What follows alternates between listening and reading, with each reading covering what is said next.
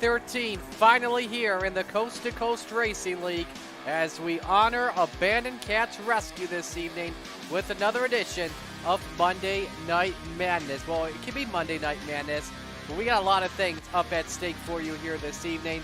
A pair of Hawkeye Challenges. We've got the dirt at Lernerville, asphalt at Oxville. Later on tonight, it's the 87s at Daytona. As you see all the drivers getting set to go here in the Steel City. So glad you could join us on the Coast to Coast Racing Network. Marty Sakala with you alongside Zach Chapman. We're going to do something a little bit interesting tonight. I am actually under the weather with a sore throat and a runny/stuffy nose, and I'm not going to sound good. So we are doing a driver-only broadcast, and Zach Chapman will take you through the entire night. I may step in from time to time. Zach, thanks for doing this, and best advice I have for you this evening, don't swear. Yeah, I'm gonna do my best to bite my tongue and hold it back, but at the same time, be honest, let everybody know how I feel about it and what's going on. But very excited, and like you were saying, Monday Night Madness definitely fits. I mean, we got, 4 different cars out on the track, right? Or 5 different cars out on the track right now here in the Hawkeye Challenge. So we're going to have a heck of a show.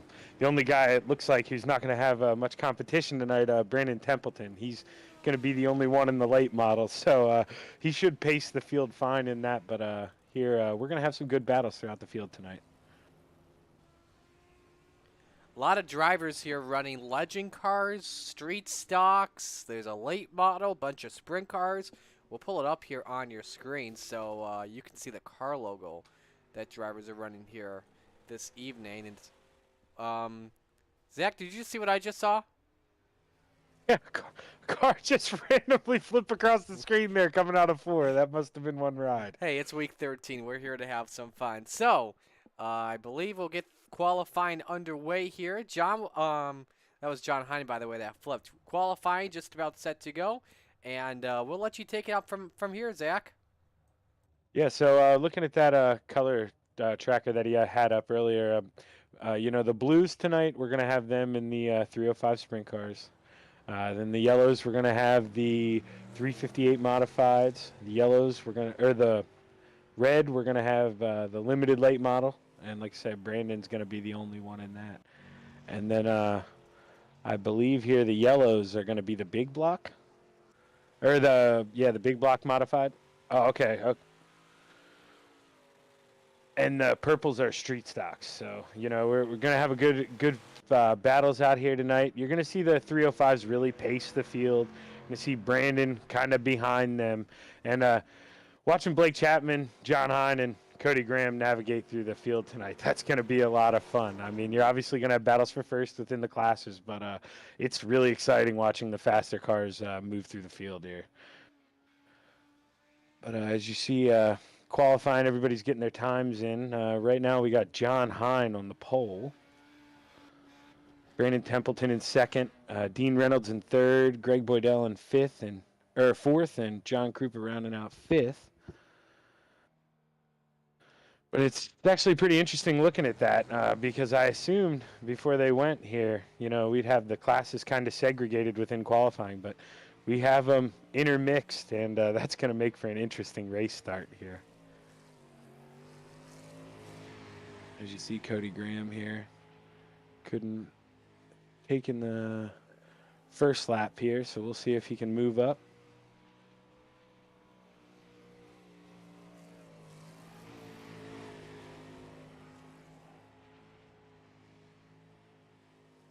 Cody Graham there, that's kind of assumed that would happen there. P3 in the sprint car. We'll have to see if he can do better on lap 2 here.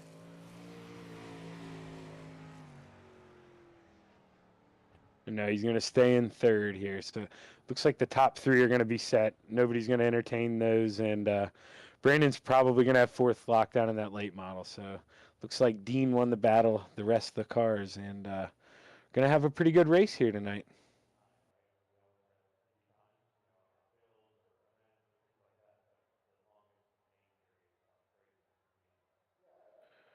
Yeah, looking through the lap times here, Jacob Musow, he qualified 9th, and he beat a street stock. That's pretty impressive. Everybody else was about a tenth behind Rogers. So Jacob might he might have a few tricks up his sleeve. Those other boys like Kemper and Cullen, they're gonna really want to follow him the first lap here to see what they're doing different. But that's a neat car because I mean, Marty knows we don't really run that car a lot. So some guys might specialize in it, and here's the chance where they can show it to everybody else. Because I know when I get in that little bugger, I mean, rear end wants to slide out from under me. It takes a real skill to drive that car. So pretty neat seeing him out qualify with the Bass man there.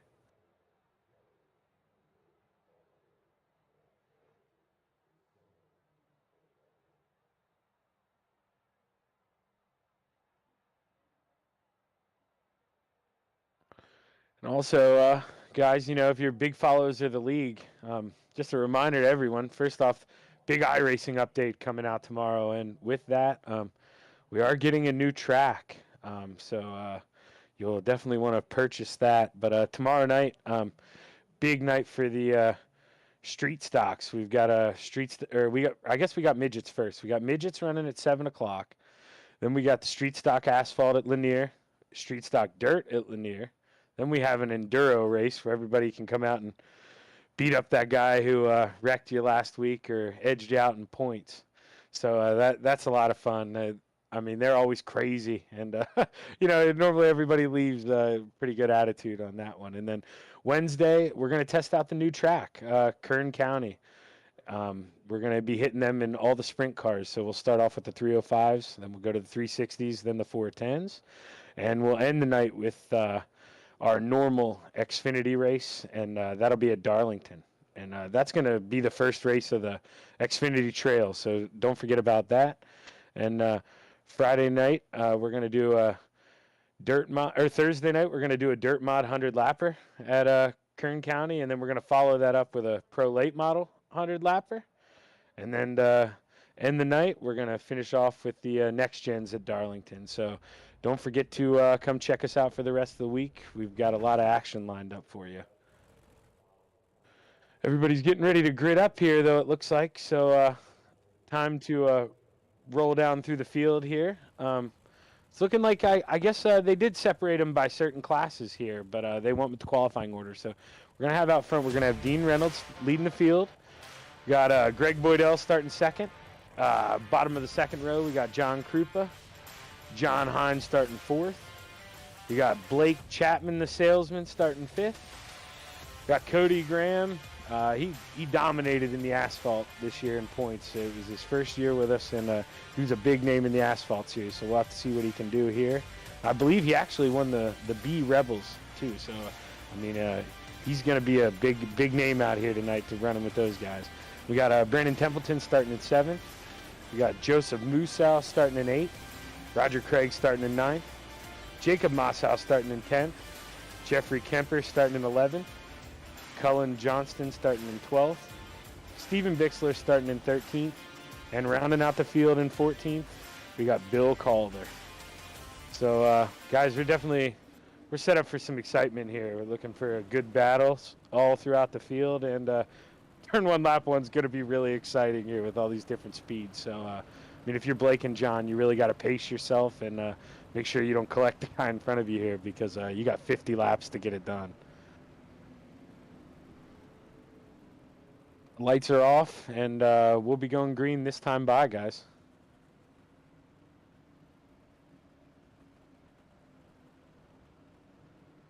Well, guys, I thank you for joining me. My first night in the booth. It's Monday night. It smells like racing, and Dean Reynolds is ready to take that green flag. Green is out, and we're off. Got Dean throwing it down on the bottom here in turn 1. John Hine really looking to the high side, trying to get around those guys. It looks like it's working. Meanwhile, we got contact with Greg Boydell. But back to the front, we got John Hine really pulling away. Cody Graham is past Blake Chapman for second, and Blake looks like he's just pacing himself. He knows it's 50 laps, plenty of time. You just got to keep it clean for now.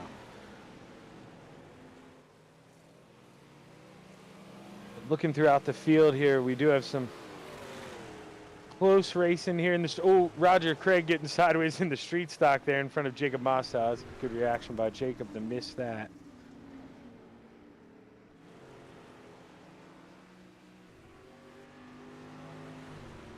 Right now we're looking. Cody Graham, he's about a second and a half back of John, so John's steadily pulling away. Group is about 1.2, 1.3 behind Reynolds, so we got a little battle there. Roger Craig up to about a second and a half in the street stock class, and Kemper, as we see, they're already getting lapped down in the Legends, so it's it's going to be a slow battle for them, but they're racing each other, and that's what it's about. Oh, big wreck in front of Boydell, and Templeton collected Calder. Doesn't look like we have a caution either. Just as I say that, caution comes out. We'll have to check out and see what happened there.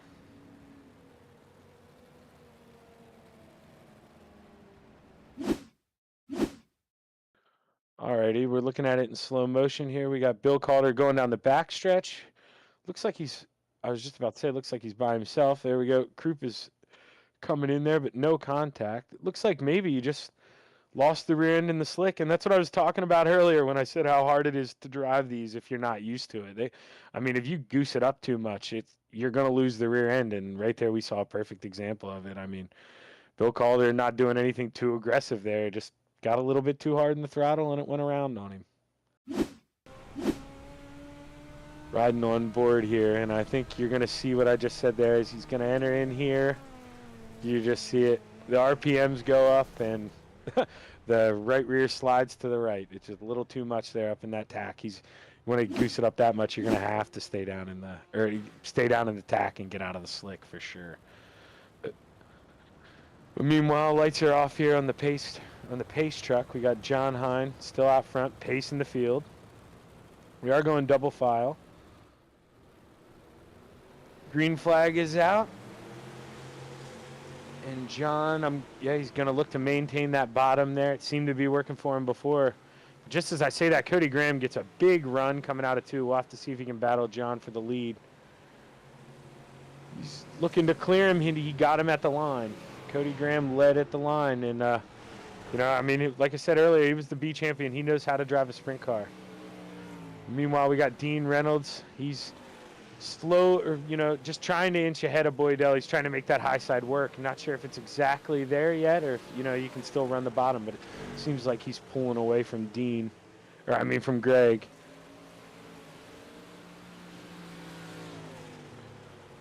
We got Templeton battling Boydell there in the overall for 5th, but he's like I say, at the end of the day, he's going to be racing himself, but he's still having fun out there mixing it up with those guys, and he's one of the best late model guys we have. Meanwhile, caution out on the track. Got a street stock around. I believe that's Mossau in the 63.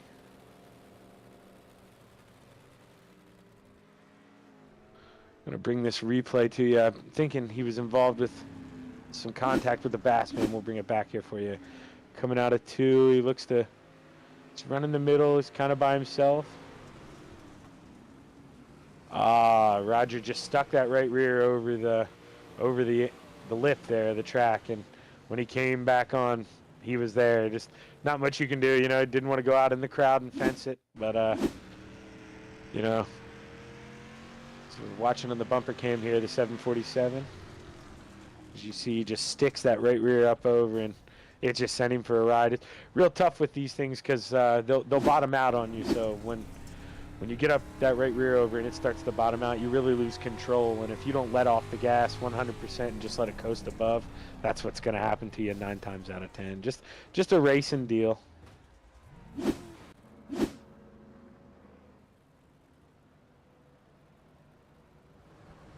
Here, the lights are off on the pace truck here.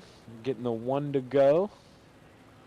And we do have that new leader. We've got Cody. So we'll have to see if John can get a good start here and maybe try the high side. Maybe Cody showed the rest of the sprint car drivers there the line to run, but we'll have to see here as he dives off into 1. The pace truck pulls off the track. Everybody's tightening up. And we're green.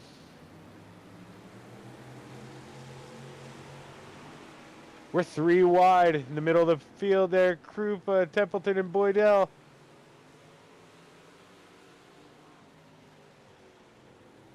Oh, wow. What good racing.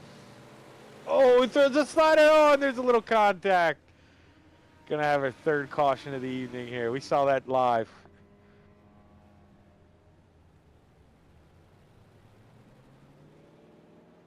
We did get a full lap in, though, so I'm anxious to see here when we restart if we'll go double file or we'll go single file. I'd imagine it would stay double file. We're going on board here, and yeah, he just tries to slide up, and it looked like Greg maybe could have cracked out, but he's trying to race the car in front of him, and you can't blame him for trying to go hard. He's trying to catch the guy in front of him, and that's kind of what you got to do there at that point in time. Chapman Racing blimp here, looking over the top of Brandon Templeton once again. And I mean, we're normally in the pro late models, and these are the limited late models, so he's used to a little more power there in his defense. In that other late model, he's easily going to be able to clear that car, and I think he just thought the car had a little bit more speed than it actually did.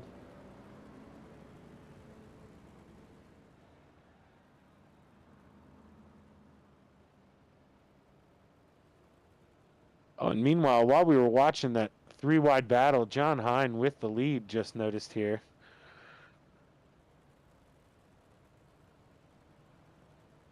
We're going to bring you a lead replay here of the lead change before we go back to green here. Looks like John gets a good run out of 2. Like I said, I guess he read the instruction manual from Cody there. Cody showed him how to make that pass a couple laps ago, and he just put it right back on him. And since the lap scored, he was lucky enough to have it at the line. So here we are, double file. So we'll have to see. It's all about the restart here now. Leader needs a good restart to clear that and maybe throw the slider and protect that middle line, because it seems to be the fast way around for these sprint cars right now.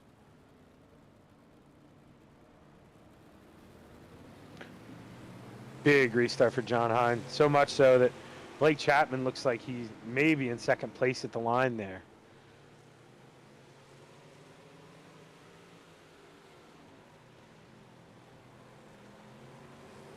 Cody's going to be able to race it back, though.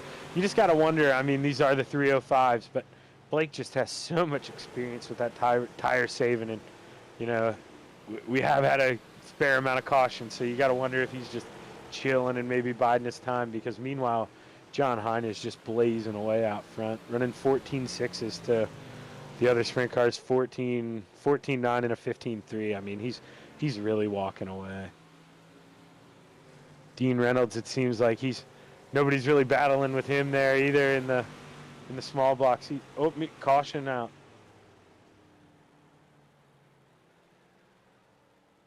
Bill Calder around. So we're watching Bill Calder here. He's coming out of 4, and he just got loose and tried to gather it up and clipped the French stretch wall, and I think saw the relative and maybe wanted to try to stay out of the leader's way, and that's why he just stayed up in the wall there. But yeah, tough break. These things, like I say, we do not drive these, and I know they look like a small little car, but boy, they are difficult to drive, especially in that slick. And I'm not sure what lap it happened, but looking now here at the scoreboard, I noticed we had a lead change too in the Legend cars. Jeff Kemper now is leading the Legend division.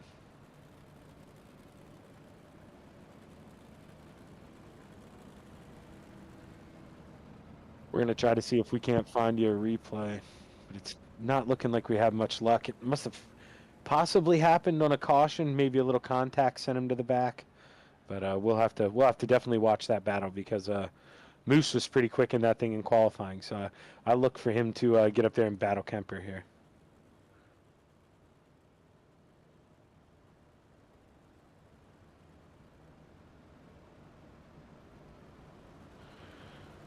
But also, guys, to anybody out there watching, let us know who you're rooting for.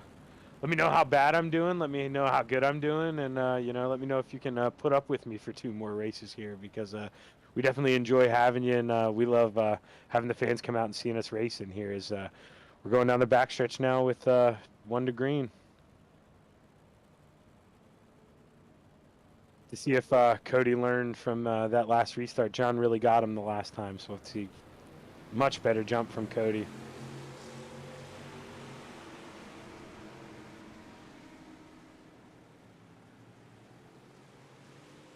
Meanwhile, we're 3 wide here with...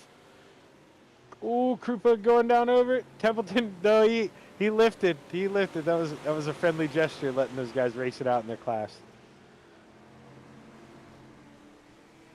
Krupa is just trying to make that bottom work, but it just looks like it's getting a little sideways on him coming out of the corners. He just doesn't have that right rear stability like it seemed that Reynolds has running the high side. He's not fanning it out, and he's keeping up all that speed down the straightaway. Reynolds is looking fast, but meanwhile, Boydell looking low.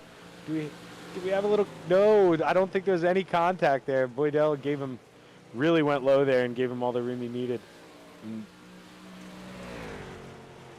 Meanwhile, Bill Calder into the pits. No caution. Not sure if anything happened there. Kemper. Wow. Can he save it? Can he save it? Oh, man, I can't believe he hung on to that. It looks like we do have a lead change now in the Legends. We jig Moss out back to the front here. We'll have to see if... Oh, get caution out. Caution is out. Looks like Roger Craig, possibly. Got the Bassman sitting up off of turn 3 and 4. We'll get a replay up for you. Looking back at this is the pass for the lead here. I think right before, maybe. Yeah, okay, that explains it. So Kemper saw him coming and really tried to get that drive off to try to hold him back there. That's the race for the lead in their class, and that was when Kemper just gave it a little too much and got in the fence here. But meanwhile, looking back here,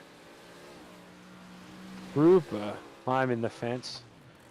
I don't think that's what brought out the caution, though.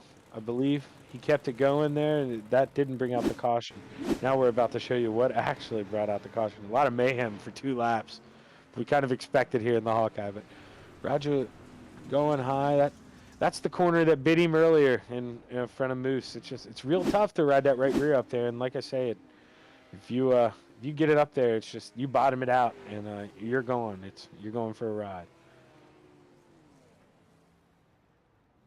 Wow. Bill Calder, we may have to call him Superman. I didn't realize he could fly. Now the fall off count, it looks like we've had 2 guys go over. 2.5 if you count Rogers' lead 2 accident, but here with the 1 to green, we'll have to see what kind of restart Cody can get. He's been having good jumps, but I think Blake's going to turn the wick up here soon. Great jump for John Hine. Be able to run whatever line he feels appropriate. Meanwhile, Dean Reynolds, man, he is flying. Even looking high on the sprint car. Dean is really going up where Mama hides the cookies. And back. Oh, big wreck coming out of 4. No caution as of yet. Still no caution. I'm surprised. Especially as the leaders come up on Bixler here. So hopefully he's paying attention to that.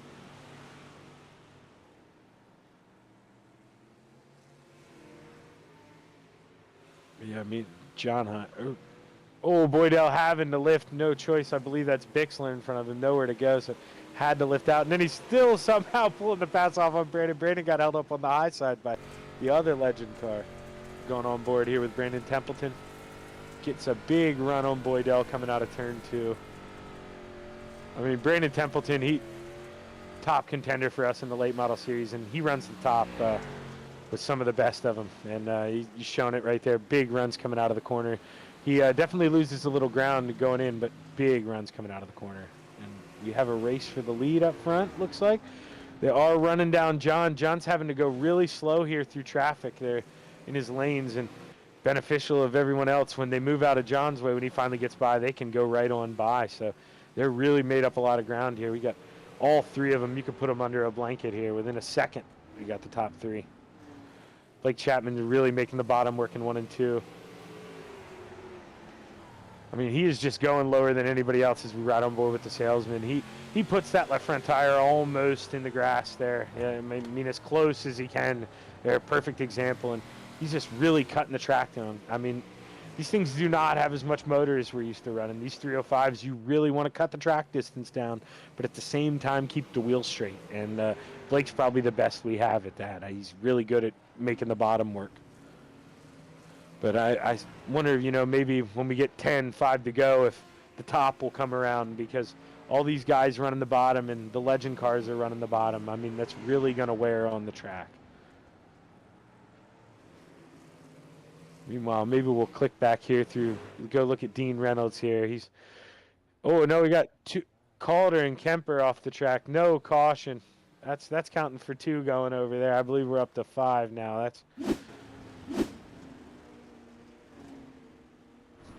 Oh, man. I'm hearing they maybe found the pond over there. Yeah, Bill is just extremely loose. Oh, man, Kemper, what a ride. I can't believe... Oh, down by the boats.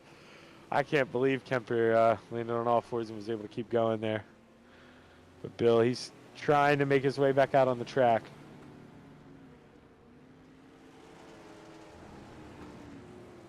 I guess we had a pass for a second there in the sprint cars while we had all the mayhem going. Blake Chapman did move up to second, and Roger Craig looks like getting a little sideways there in front of Templeton.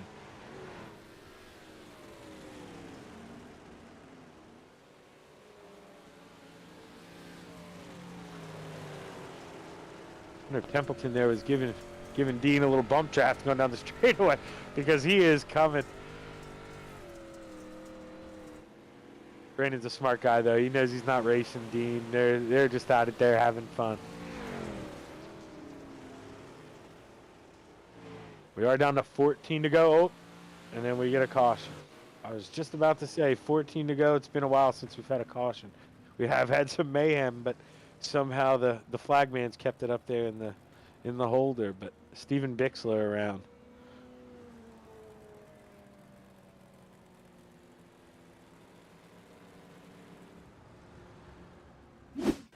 Gonna pull you up a replay here on the Malcolm's Mills Writing replay.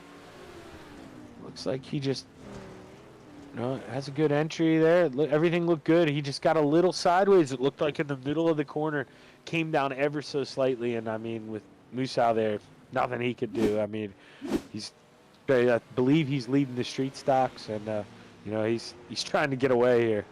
We're looking at a replay of Kemper here. It looks like basically same thing happened to him, sideways in the middle of the corner and just got loose, and I think they said enough's enough.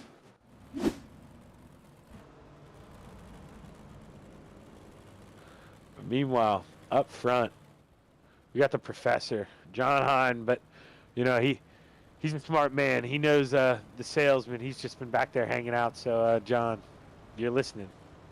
Time to go get him now. As the pace truck pulls off here. He needs. Oh wait, no, never mind. Now they're going 1 to green. Sorry, they were just getting real antsy there up front. I saw when they went double file. I assumed they were already 1 to green, but now we're getting the 1 to green. We'll go double file through the field. Greg Boydell, he's really got to get by Templeton here as quick as he can on this restart if he wants to do anything with Dean, because Dean has been doing a good job of running just fast enough that Templeton can't clear him. So Templeton has been the perfect pick car for him, and that's going to be a big battle on the track as well. As the pace truck pulls off, and the professor nails the throttle, and we're off. Cody's going to look low there, but Blake, he just going up high and making it work here. Anxious to be here if he's if he got it up to speed already. Just, I think, saved that right rear ever so slightly and really let it eat that first corner. Blake, he might be off to no man's land now. We're on board with Cody Graham. Oh, we have a caution, and we're looking at it in front of us there. Good job avoiding that, Cody. That almost looked bad for a second. Looks like we got the 75 of Steven Bixler around.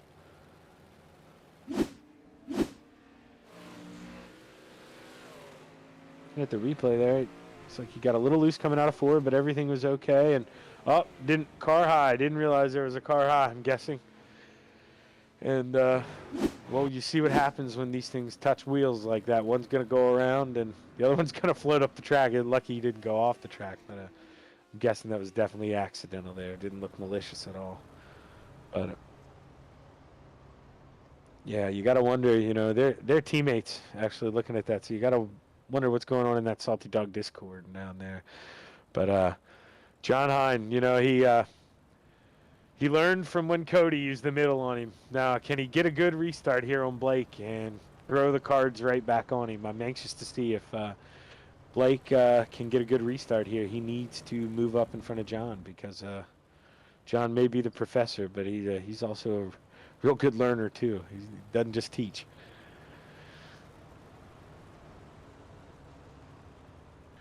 Coming around this time, looks like we'll get the one to go as the pace truck comes by the start-finish line as we come out of turn 4. But definitely got a lot of good battles throughout the field tonight, and you know, we just want to once again shout out to the Abandoned Cats Rescue. You know, their slogan, "Save a life, adopt an abandoned cat." I mean, what's better than giving an abandoned animal a home? I mean, personally can't have a cat because my wife's allergic, but we adopt all our pets, and that's the only thing we'll do in this household. Too many pets out there need homes. So if you're listening and you're thinking about getting a pet, it's always a good idea. Adopt, don't shop. But here we're getting a green flag. Blake with a good jump, and it looks like he's going to be able to clear John Hine there going into turn 1.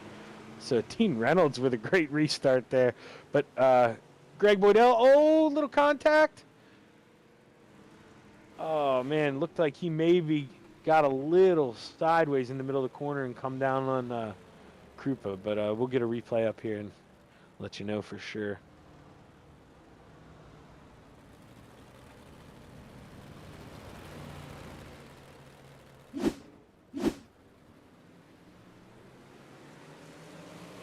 Yeah, he got a really good restart. And yeah, it looked like he just, oh, maybe, I don't know, maybe he did hold his ground, and Krupa just maybe got a little bit of a better run than thought he was going to get. Maybe we'll go on board here in the 5 car.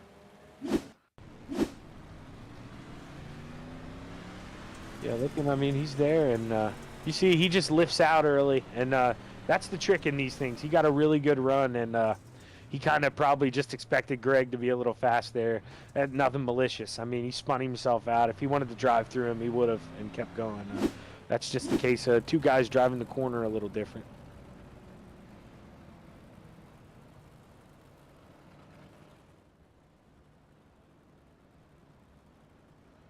Yeah, you know, this is going to be interesting here. I believe because we're within 10 to go, it may go single file here. And if it does go single file, Cody Graham is going to be hurting because Dean Reynolds passed him on that start. He beat him to the line. And if Cody has to line up behind him, it's really going to hurt him. And it looks like we are single file. Wouldn't this be a story, though, that 79 somehow drives that thing up there and beats both these sprint cars? Makes me eat my words.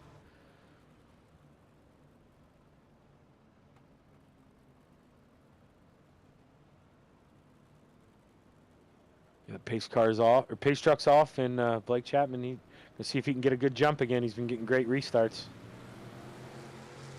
And it once again clears John by about 2 or 3 car lengths, and you know, that might be all she wrote. Blake's one of the best we got, and if you want to get him, you almost got to get him before he's up to speed. Meanwhile, Dean Reynolds still, he's making that top work. He was nice, I believe, and pulled over for Cody Graham knowing the speed difference, but he is still hanging with Cody. Dean is really making that thing work. Oh, and Cullen Johnston up over the berm in 1 and 2. Oh, man. He went for a ride over there. Looked like a tornado going over there. Getting the replay here. Oh, wow. Almost got caught there. Going into 1. Oh, looked like he got a little help, and he just couldn't woe it down. Just couldn't woe it down.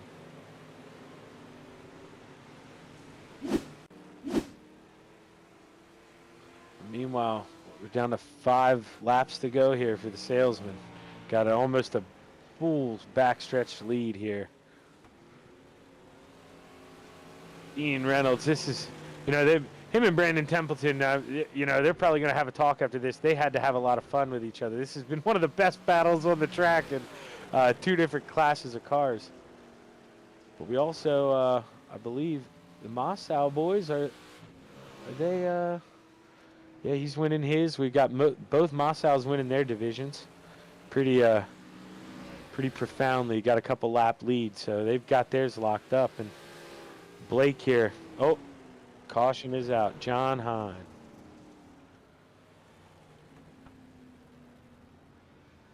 He had to tow. So it's looking like he's going to be locked down in third place in the sprint cars unless he can get out before the green flag comes out.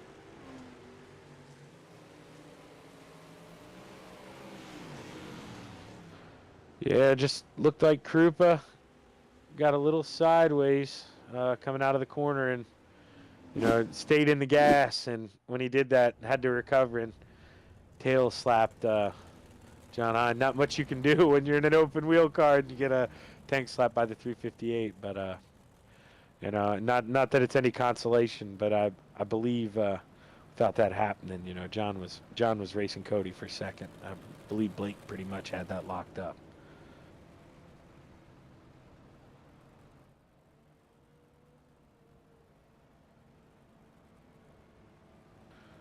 Meanwhile, the big story has to be the way Dean Reynolds has fought in that car. We've seen him in front of a sprint car. We've seen him in front of a late model. And looking at those lap times, if you go back to practice, the sprint cars had him in qualifying by almost a second and a half, and Brandon had him by 0.3 of a second. So, to be battling with Brandon the way he has, it's been pretty awesome. Let alone getting in front of a sprint car for that little bit, even if it was because he got a good start on the restart. But hey, you gotta take it where you can get it. But meanwhile, we're 1 to go, and with 2 to go here, we're gonna have our first attempt at a green-white checkered. We're gonna be single file here, so gonna have to see if Cody's got any tricks up the sleeve. Maybe tries to jump that start a little bit, tries to play off where Blake's been going, because if he wants to get this thing, he's got to do something different. And we've got Greg Boydell behind Dean also, so, you got to see how aggressive he is going into turn 1 as well. But Cody Graham with a great start. Right on him going into the corner, one of the better starts we've seen for second place.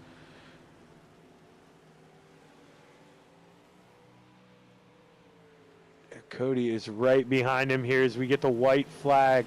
1 to go. Can the salesman hold off Cody Graham? Cody washes a little bit coming out, and I don't know if he's going to have enough to do it. Blake's going to go down and protect. And coming out of turn 4, we get to hear about some popcorn tonight. Blake Chapman winning the overall and winning the sprint car division here. Dean Reynolds winning the small block modifieds. Joseph Mossow winning the street stocks tonight, and Jacob Mossow winning the legend cars. Oh, yeah, and, of course, Brandon Templeton. He raced himself tonight, but he did a great job racing Dean Reynolds out there tonight. I wonder, have we ever seen this many cars fit for a victory lane photo? I really have to zoom out here.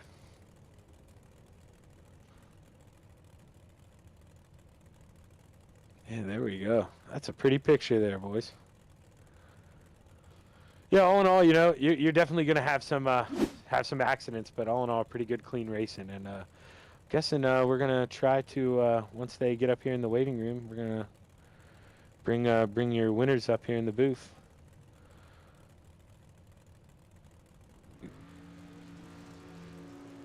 I guess we'll start out with your street stock winner. I see he's in there. We'll get Joseph Mossow up here. Hey, Joseph Mossow, Zach in the booth, man. You got a copy? Yes, sir. How's it going? Pretty good, man. Hey, dude. Only two of you out there, but you can only race who shows up, and you dominated in the street stocks tonight. Did you have fun out there? Oh yeah, that was a blast. I did get a couple notifications that the legends were faster than me, so I was kind of getting a little nervous, but other than that, it was pretty cool just to seeing all the other cars pass me and just all the different racing on the track was pretty fun. Yeah, I mean, it definitely in the street stock. Those are my baby. If I was racing tonight, I would have been out there with you.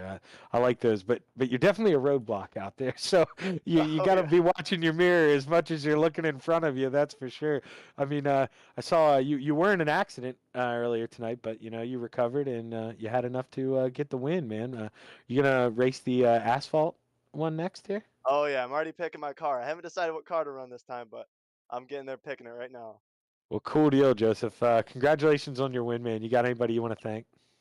Yeah, I'd like to thank Fast Eddie's Hot Rods, Main Street Auto, the GKM boys, you guys for great broadcast and Coast to Coast for great league. Well, thanks, man. Congratulations on your win, and hopefully you talk to me again here in the next one. Let's hope so. Thank you. Well, Joe Massau in the number 63 Street Stock, your Street Stock winner tonight. Now we got Jacob Massau here in the your Legends winner tonight. Jacob, you got a copy? I sure do. Well, hey, man, you look good out there. Did you get pinballed around there enough tonight? Oh yeah, I was so scared, especially when the big block or the small blocks came up next to you. I was never so scared of those things in my life, but I just stayed up on the high line and made everybody pass me on the bottom. There was a couple restarts that were just hairy, just being that small. It was a lot of fun, but I felt bad for the guys trying to pass us because we were going so slow. Well, hey, man, they got the horsepower advantage, but you're in that little tin can, so they should feel bad for you guys. I was watching you guys get bounced around, but good to hear you guys had a good time. You gonna run the asphalt one tonight? I think so, yeah.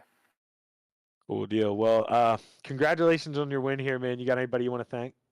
I'd like to thank everybody at GCAM. You guys at Coast to Coast for putting on this. This is absolutely a blast, and you guys for a great broadcast. Well, thanks, Jacob. We really appreciate it, man. And congratulations on your win. And hopefully you get up here in the booth again after the next one. Thank you. Gonna bring up Brandon Templeton here, your late model winner. Well, Brandon, you only had to race yourself tonight, but you and Dean put on a show, man. You guys it looked like you guys were having a lot of fun out there. Talk to us about it. Yeah, I was just telling Dean in the waiting room there that, that was a hell of a race. We had a lot of fun. He could get me on the starts. It took me a few laps to get momentum up in the late model. And then on the high side, eventually my tires, I could start getting him in the corners. But that was a really fun race. It made it pretty exciting, actually. Yeah, it did, and it definitely he definitely wasn't blocking you, but he loved having you behind him because I mean, that kept Greg Boydell away from him, and that slider line he was running, it was just enough to not block you on the straightaway, but cut off your momentum a little bit. It was really neat watching you guys battle hard out there. Yeah, he said something in the middle of the race, saying I'm trying not to hold you up, and I told him, I'm not even catching you. I mean, there was a few times there in lap traffic maybe I was, but that was anything else, that he was keeping the 358 out in front of me just fine. Yeah, he definitely was the class of that field tonight. But Brandon, you were the class of the late models tonight, so nobody can take that away from you. You got anybody you want to thank? I feel pretty honored for being the best late model there tonight. So, hey, well, even when people show up, you go back and listen to this. You're one of the best we got, and you know it. So even if people showed up, you wouldn't have had much trouble tonight. Yeah, it was fun the way it was. I was glad we got to race with Dean, and the modifieds. It took me a long time just to get by any of them, so that was kind of cool. But got to thank Jay with Dirt Track Bank, Malvern Bank, and everything they're doing with the Real Series is cool. I've been to quite a few of them. Gonna hit up probably another one or two super late model races that they put on, and Malvern Bank sponsors. So nice to support the people that are supporting the local racing, in real life too. Got Your Six Racing Network, Mission 22, Joe Halter, Hammer Down Racing, Joe, Kurt, and Brian. All they do helping each other out. We do quite a bit, just giving each other tips and racing lines and talking throughout the races. Missed them tonight, but I'm sure they'll get on later this week. Extreme Images, Melee's Makery, Big C's Lawn Care, you guys for doing the stream and announcing, making it fun to watch back, and everyone helping out in the league and everyone watching at home. Thank you. Hey, well, Brandon, thanks for representing the late models tonight. And, like I say, nobody can take anything off you because I don't care if 10 other drivers showed up, you probably still would have classed their butt tonight. You were good out there, and you and Dean put on a heck of a battle. So thanks for coming out tonight. You going to run the asphalt with us? I think I'm actually done for the night, but yeah, it's good to represent the Fender boys. All righty, man. Well, you behave yourself, and we'll see you later this week. Thanks. We're gonna bring up Dino here. Dino to the booth. Dean, Zach in the booth, man. You got a copy? What's going on, sir? What's going on, man? Dude, first off, class of the 358s, but the real story. You and Brandon were putting on a show, man. How much fun was that racing with Brandon? And hell, you even pressed the sprint car at one point in time. Well, I got the sprint car at a start. So, I was talking to Cody. I go, evidently they scored that green flag lap when I got a run on the outside. The 358 seemed like I had the fastest on the originals, on the starts. But then once the 305s got wound up, they were gone. But no, it was funny. Me and Brandon were just talking in the waiting room there. I think, he said you definitely have the car in the start, and it takes about 3 laps to catch you. And then, I don't usually look in the mirror, but this race you had to, because the relative just jumps all over the place because there's cars behind you at so many different speeds, and you don't know where anyone is running or where they are. And once I knew he got a run on the outside there, I said I'm just going to let him go in 1 and 2 and then follow him. But it was really a lot of fun. It was a lot of fun to I wasn't even going to do this race. I've been working on the computer all day, and I got done about 6:30, and I said, you know what? Why not? Let's give it a shot. Well, it's a good thing you came out, man. You earned yourself a sticker. But yeah, dude, that battle with you and Brandon, that was phenomenal. And then, I mentioned it on the broadcast. Don't slight yourself. I even said it. Yeah, you got him on the restart, but restarts are a skill in themselves. And the fact that you beat that sprint car to the line, that's pretty good, Dean. Well, I was picking on Cody a little bit. I said, 358 just beat you there, Cody. But it was at the start.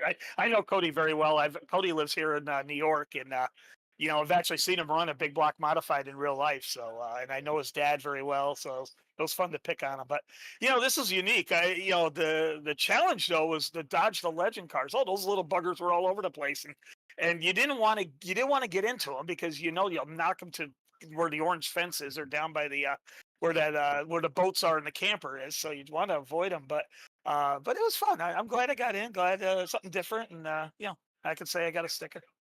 Yeah, heck yeah, Dean, and I'm glad I got to call your win, man. My first night doing this, and I get to interview a legend here. But you got anybody you want to thank on the win here tonight? Well, I got to thank the guys from Full Throttle Motorsports. It's a little ironic. We actually did a midnight fun run last night, 100-lapper, right here at Lernerville. So I knew what the tires were going to do in 50 laps. So that definitely helped out. So I knew what lines to run. So I knew I had tires at the end. So got to thank those guys. Got to thank Team Venom. When we do racing coast to coast, they let me invade their Discord and talk too much, which I do. But they're good sports about that. Got to thank Ross Carenta. From Velocity. He actually did the paint on this car. He did an awesome job. So I got to thank Ross. I got to thank you and Marty for doing the telecast. Roger from Coast to Coast. And hopefully there's quite a few people watching. It was my first Hawkeye Challenge, and I had a lot of fun. So it was cool. Well, congratulations, Dean. You going to stick around for any asphalt tonight? No, believe it or not, I got a pro late model race in another league that is probably going to get a full 60 cars, and I'm just hoping to make the feature. Well, good luck in that, Dino, and congratulations on the win tonight, man. All right, Zach. Thanks a lot, man. Now, somebody who I don't think there's been anyone in that waiting room more times than this driver right here. We got the salesman up here, Blake Chapman. You got a copy? Yeah, I've been waiting forever. I got you. Yeah, man, a lot of guys tonight. Sorry, I've been running my mouth a little bit. But, dude, those first couple laps I was talking about you on the broadcast there, probably till like lap 30. You just nursing tires running around on the bottom? Yeah, fuel more than tires, really, because we only had 14 gallons, and I was running it decently hard in the warm-up, and I was burning off fuel pretty quick. So I was pretty worried about that. And so at the same time, I was just saving tires, too. I ended up, I think, with 2 gallons of fuel left, so I think it would have got me about 5 laps, so which would have been 55 laps, would have been a little bit more entertaining, but I still had like 70% tire left, which is good. So still had quite a bit at the end, and glad I just conserved there for about the first 30, 40 laps. Yeah, I mean, we watch you do it night in on night out here Monday. The way you save the tires and the way you just make it work at the end. I mean, I pretty much called that race. Nobody drives the sprint cars the way you do. I've never seen anybody get that left front tire so close to the grass and still keep it straight and keep all that momentum off exit. You did a good job tonight, kid. You got anybody you want to thank on the win? Yeah, I got to thank my parents and grandparents, niece for watching and supporting all the boys down to the Kreitz Sim Racing team and the Can-Am Racing team. I got to give a shout out to Galen's Gourmet Popcorn. We got some new Halloween flavors out, so you can head over to their website and check those out. And don't forget to use code CART for 15% off your purchase. And I got to thank you guys for putting this broadcast on. Hey, well, congratulations, Blake. You did a real good job tonight. You going to run any asphalt with us? No asphalt for me. All righty, man. Well, I'm guessing we'll see you again later this week. Congratulations on your win, Blake. Thank you. All righty, guys. Well, that's going to be it for the first part here, your Hawkeye Challenge. We're going to bring you to the asphalt part here next.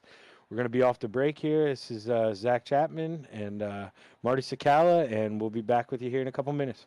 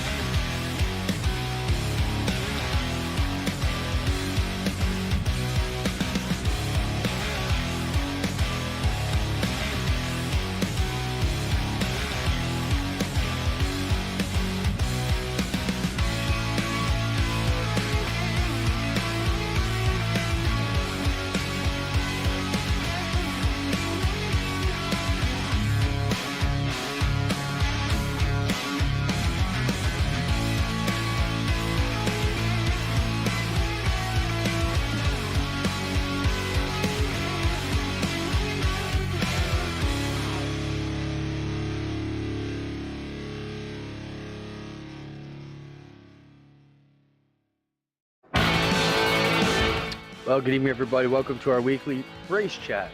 Adam Ross and Clinton Jeffrey are live and interactive every Tuesday night. Rivals Race Chat is your home for race discussion, debate, news, interviews, and more. They'll even take your questions and comments live on the air and talk to some of the newsmakers each week. Tune in every Tuesday night at 8 p.m. on GeForce TV.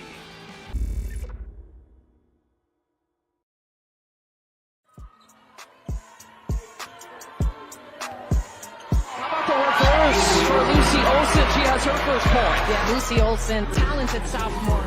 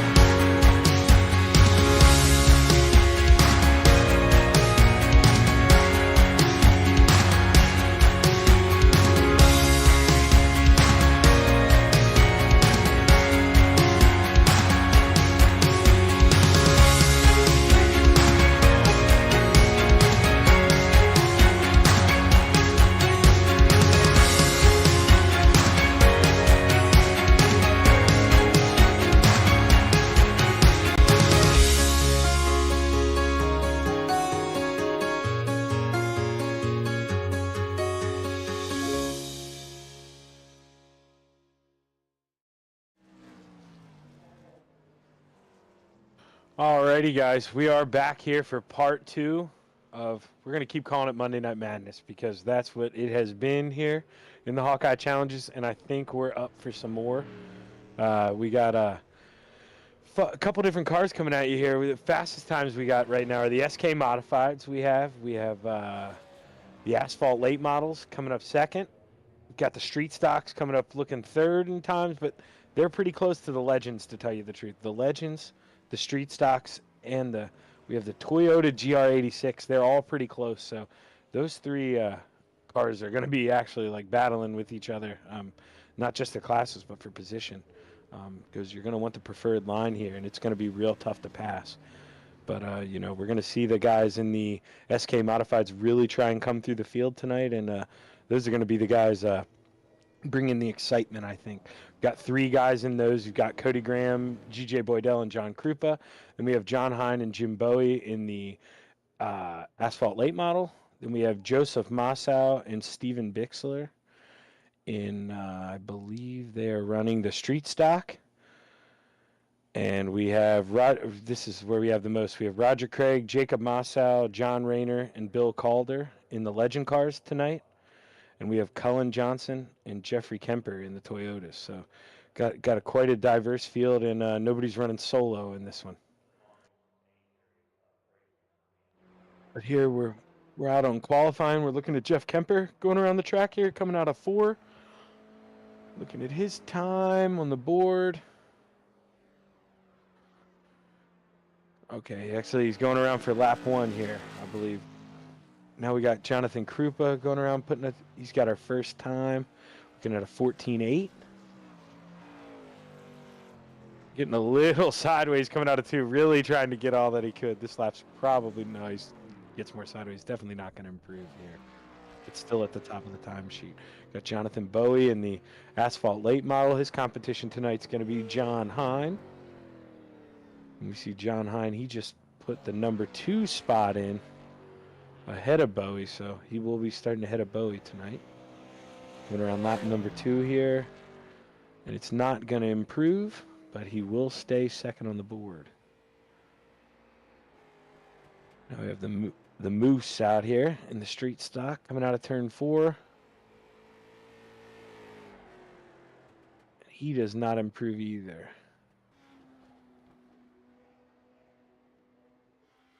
John Rayner coming out of turn 4. Okay, actually, this is going to be his first lap, so he came out a little late for qualifying here, so we're going to watch whole lap 1. Entering turn 3. You see coming out of 2, he really, really floats it up there. I mean, you're really trying to carry speed coming out of turn 2, so you want to float it up as high as you can and keep the wheel as straight as you can to keep up that speed. Cody Graham now out there. Just put a lap or time number 2 up. He's coming around here, lap number 2. Wasn't faster in the first segment, was faster in the second one, but didn't overall improve his time. He's going to stick with his first time. So like 6/600ths of a second off the lead there. So going to have a good battle up front. Looking like we're waiting on one guy to qualify right now. Greg Boydell. Not sure if he's going to put in a time tonight or not. But, while we're waiting here, just once again, huge shout out to the sponsor. And this is what it's all about here, Coast to Coast. We normally try to do at least 1 charity a season. And normally we get to 2. But week 13, this is all about the abandoned cats rescue. Save a life, adopt an abandoned cat. That's what it's about.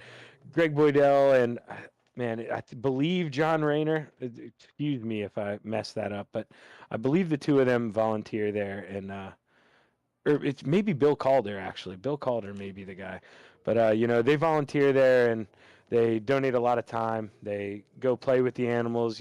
Take them outside, do what they can, and if you can't ever adopt a cat in your area or adopt a pet, you can always volunteer your time and do things like that to just help out the cause. But if you want to donate, the PayPal is on the C2CRL.com. Feel free to donate to the cause. But it's looking like Greg isn't going to put in a lap here, so Right now, the running order, if it stays, we've got Jonathan Krupa on the pole. We got Cody Graham in second. We got John Hine in third. Jim Bowie in fourth. Joseph Musal in fifth. Stephen Bixler in sixth. Jacob Mossau in seventh. Colin Johnson in eighth. Roger Craig in ninth. And Jeff Kemper rounding out 10th.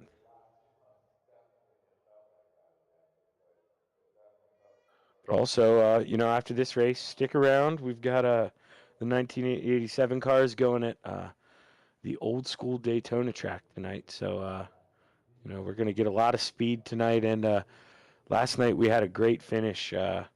Me, John Hine, and Preston Cramner finished within a tenth of a second there for the first place at the line. So if that's any say, tonight's going to be a lot of good racing. So make sure you stick around for that. Boydell, he must have had to run to the bathroom here. He's finally out of the track here. He's, we're looking at his first lap here, going into turn 1 and 2. He's really going to try to hug that white line. But it looks like he ran out of time. iRacing, they do give you 5 minutes in our session. So it looked like he just wanted that air time there to get the sponsors on. Looking here, so the starting lineup, once again, it's not exactly going to go by qualifying. They're going to go by the order you qualified in your class. So we're going to have the pole. We're going to have John Hine in the 71, Jim Bowie in 58, rounding out the front row. John Krupa in third, Cody Graham in fourth, Greg Boydell in fifth. Joseph Mossau in sixth, Stephen Bixler in seventh, Jacob Mossau in eighth, Roger Craig ninth, Bill Calder 10th, John Rayner in 11th, Colin Johnson in 12th, and rounding out the field, Jeff Kemper starting 13th. So like I say, we do have a bunch of different cars out here tonight. It looks like they got the Asphalt Late model out front. Hine and Bowie are in those. We got the SK modified.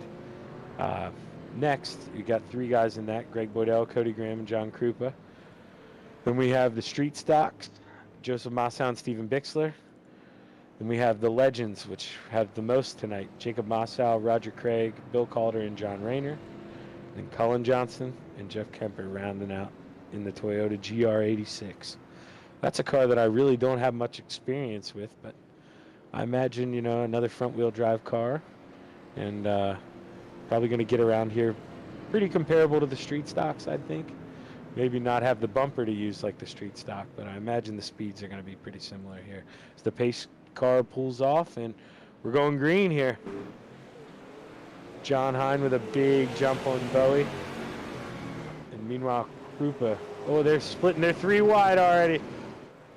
Oh, Bowie tried to hang on to it, but we're going to have a caution right away. Oh, and he drove up over the sand mound. I think we may need a tow truck. Oh, no, he's going to get it off.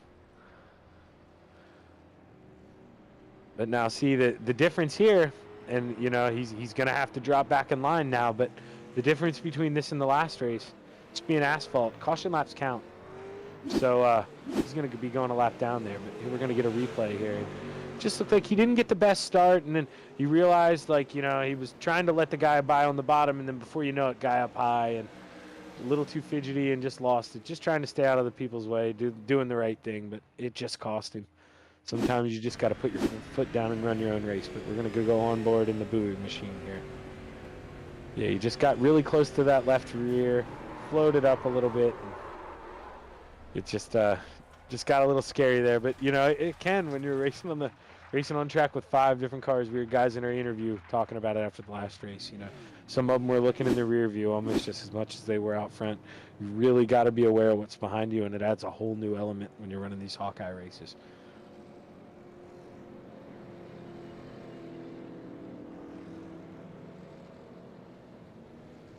But here, I think maybe as we come around here, the start-finish line, I believe we'll be getting the 1 to green. But John Hine with caution laps count. Or wait, no, I think I said caution laps for counting. I don't believe they are. Okay. My racing thing's telling me lap 1. Weird, but all right, as lights are out, so as we go down the backstretch here, John Hines going to be ready to lead the field and wants to get a good start because he wants to keep as many of those modifieds in between him and that other late model as he can. Pretty spacious start throughout the field. You have Krupa did float up a little bit, left a little hole for Cody Graham, and we do have a battle for the lead of the SK Modifieds here. Not much of one. I think Krupa realized it's probably best to just slot in right now.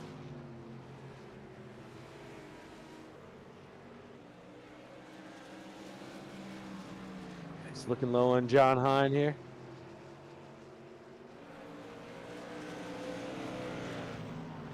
Yeah, so it looks like actually, yeah, looking now, the ticker has updated, so we've gotten confirmation.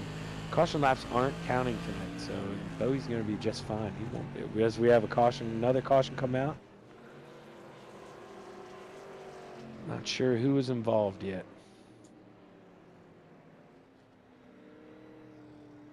It's looking like maybe Roger Craig in the 747 here.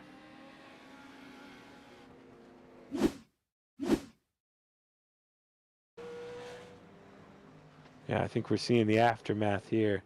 He was already around trying to find a place to go there.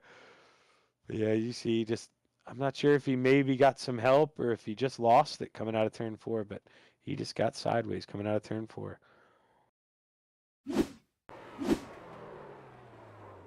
From the rear bumper of the 747. And yeah, you see, he just slid right in between the bumps, missed pit lane, and lucky the caution came out when it did. I think may have came out before it cost him a lap.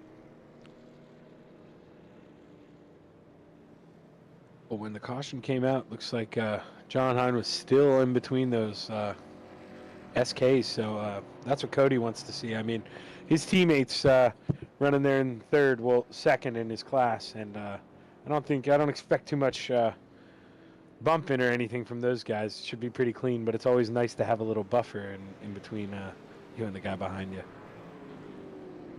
Looks like we're going green this time by. They shortened it here. They're going double file here quick. And we're off.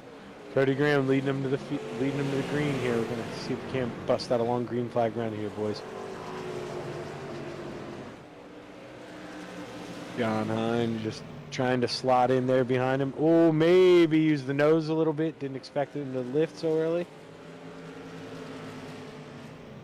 That's gonna bring up Boydell here. Boydell's gonna get.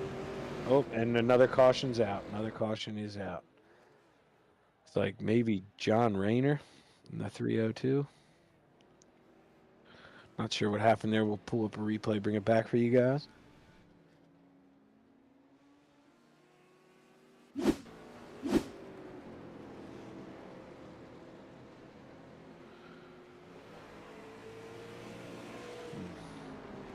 Oh, wow. Just lost the rear end coming out of turn 4 as he made that hard cut to make the arc for turn 1. He just lost the rear end. That's the first time we've seen that here tonight. I didn't even see that happen to anybody in practice. Going on board with him here. And, we're just probably checked the throttle there and goosed it up a little bit. Yeah, you see. Okay, so he checked it up there for that late model, and he lost it a little bit once. Saved it for about half a second, and then it looped back on him again. So that wreck started a little bit earlier in the corner. But good job of not involving anybody else in that.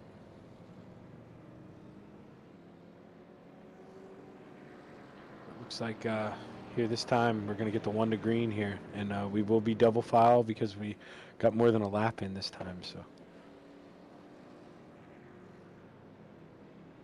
anxious to see here if Boydell can clear John Hine quick, because if Boydell wants to do anything against those teammates, he's got to go get them quick. But we got meanwhile, we do have Moosehow. He's leading the street stocks, and Jacob is also leading the legend. So we got the Moosehow boys leading their classes here again, and then it looks like Kemper and Cullen, albeit at the back of the field, they're side by side for the lead of their class right now. As Cullen just clears him coming out of 2. Yeah, we got battles going on all over the field here. And it's neat watching the cars there in the back. They're pretty similar on speed. But as we go back to the front here, John Hine really making that work and maybe drove it in a little deep. Can he save it? Can he save it? Looks like he does. He's going to have to take it easy now because those tires are definitely going to be hot after smoking them like that. And if he looks in his mirror now, Bowie's recovered a little bit, and he is not right behind John, but he's the next car behind John. So may have a battle for that before this race is over.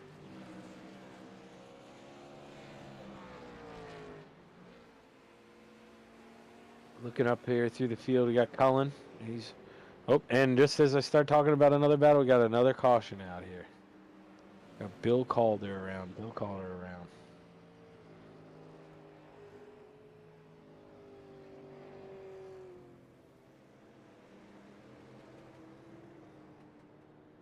I'll pull up a replay for you guys here. Yeah, it looks like Rayner is passing him there.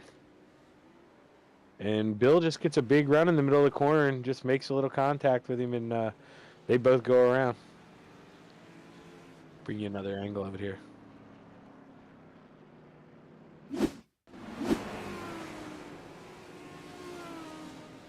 Yeah, if these dogs keep wrecking each other, there's going to be no bones given out at the end of this week.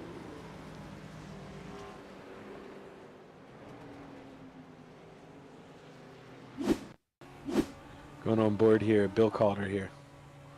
It's a little loose there coming out of turn 4, and that's where you saw Rayner really clear him, and Bill hooked it up there on the bottom, and I mean he did a pretty good job there holding that white line, and maybe Rayner came down a little bit and just didn't expect Bill to come that fast, because after he gathered it up, he really got the momentum back and made it eat in the middle of the corner.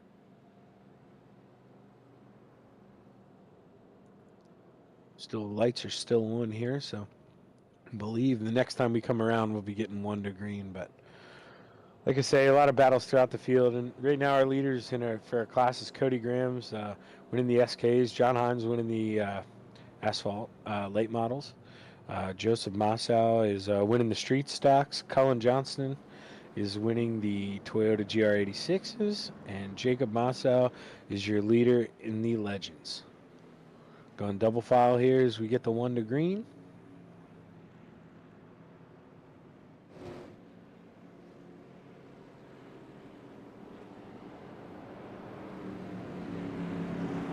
Just noticed too, not sure if John Hine pit or what happened there, but John Hine is now in the back of the field, so Jim Bowie is leading the asphalt late models here.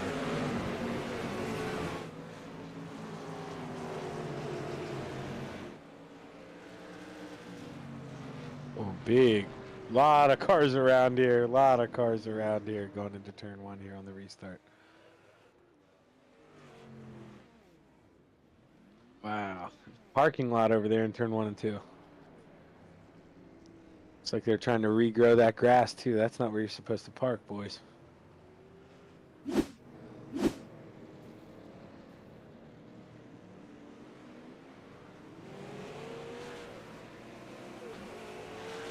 See, Roger, he gets a run, and I mean, 4 wide. It looked like John had to, I mean, he's obviously in one of the faster cars here, and being in the back of the field, he was on the bottom, and I mean, can't really go 4 wide here, so not just running out of real estate. We're going on board here, the Bass Man.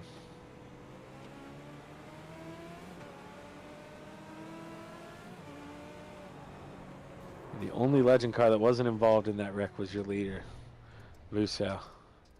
So that shows you want to be out front. It's scary being in that little tin can. You get bounced around, as you see there. And we're going on board of John Rayner. Expect to see, yeah, you see in his mirror there, you see the 71 come up real quick, and I don't think he expected John to get that big of a run, and he was already there, and he kind of just turned down into him, and I mean, John's trying to make up as much time as he can, as quick as he can, to get back up to the field and battle Bowie, so that's going to happen.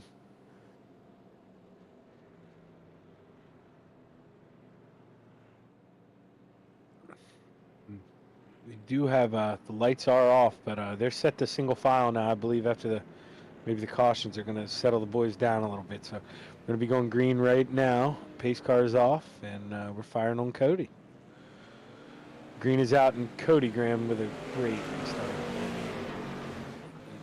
3 car lengths going into turn 1. Can't ask for a better restart than that.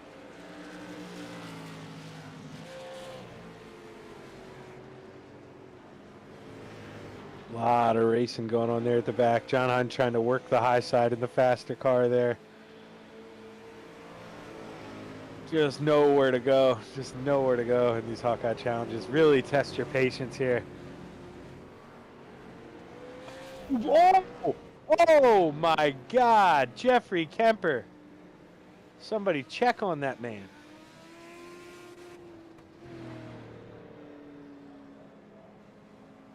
Wow, we're gonna have to look at a replay on that one.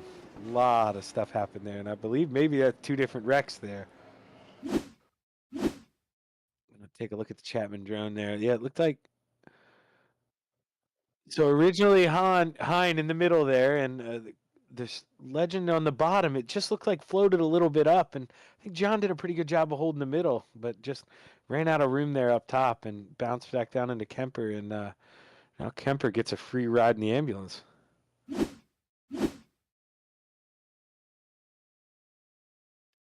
Slow motion here. You see it hits that open wheel tire and it almost like bikes it up in the air, and you just see him hook it, right? And there's nothing he can do to save it at that point. He's along for the ride.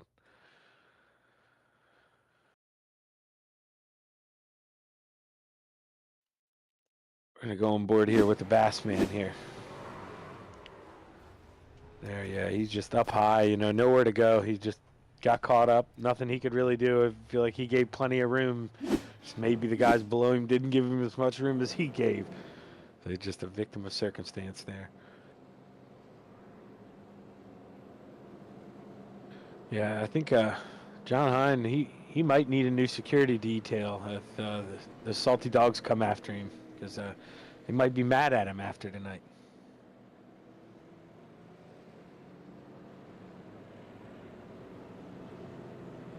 Yeah, I think John might have some payback coming for him in that Enduro. But we'll have to see. I'll have to go out there, and I'll get out of the booth. I'll have to protect him out there. Keep the dogs off him. But I do believe we're going to be getting ready to go green here. I think they were trying to extend it to let Kemper come out of the pits there, save him on a little bit of that tow time. Didn't expect anybody to flip out here tonight. But doing a good job of letting all the boys race. I see it's getting extended again. So, yeah, we're going to make sure everybody's out there on the track, and we're going to go out there and put a good show on.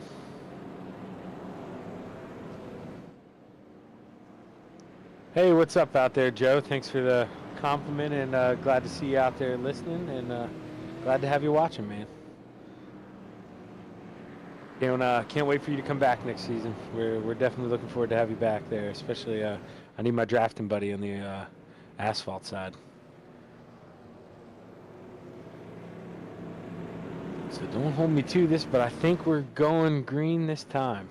Yep, pace car is off, so Cody Graham will have him at the line, and once again, phenomenal start. He's been doing great asphalt starts all year. That's why he's won most of the championships in our asphalt divisions. But got a lot of good battles there going on. Greg Boydell passing for second, trying to get by Krupa. But, it's been a long race so far, but not really. We've only had 16 laps, so these guys still feeling like Superman on them tires. So get a long 20-lap run in, and they're going to start to feel it a little bit. But right now, they should feel like brand new right now. Looking back here at your street stock and your John Hine passing right there actually, and Bowie around, no caution. Oh, Kemper off. Oh man. Oh my God. No caution either. Wow. But meanwhile, back up front. And Krupa is trying to find a way back around Boydell, but Mossau there, he's your legend leader right now. And we actually have 3 leaders there on the screen at once. We have your street stock leader, your legends leader, and then Colin Johnston in the Toyota. So we have your 3 leaders there, and it's neat seeing they're all running pretty similar times. You know, Cullen could probably get up there and try to push on him, but they're buddies, and why? Why force the issue if you don't have to? It's good, smart racing at this point. But we do have a battle for the lead here. Getting held up behind the late model. Oh, contact! That's got to bring out a caution. Yeah, okay, there it is. Just Boydell really trying to use the lap car as a pick and trying to get Bowie to get up out of the way so he could get the bottom, but I mean, they're just fighting over the same real estate there. I'm going to try to pull up the aerial cam here. You know, looking at it, it just looks like, yeah, I mean, he sees the leader try to go high there, and he just sees his chance, and I mean, Bowie just closed the door. It was there, and then it wasn't, and you know, that was his chance to go for the lead, and I can't blame him. I'd probably do the same thing there 10 out of 10 times. So, I mean, you get your chance to sniff, you know, like Ayrton Senna says, you're not a race car driver, you know, if you're not going for the gaps. I mean, you got to go for it. If you see a gap, you got to go for it. But yeah, riding on board here with GJ. I mean, he sees him go up there, and that's his chance. And it's there, and then it's not there. So, I mean, he's just going for it, and he's driving hard. Can't blame GJ for that one bit.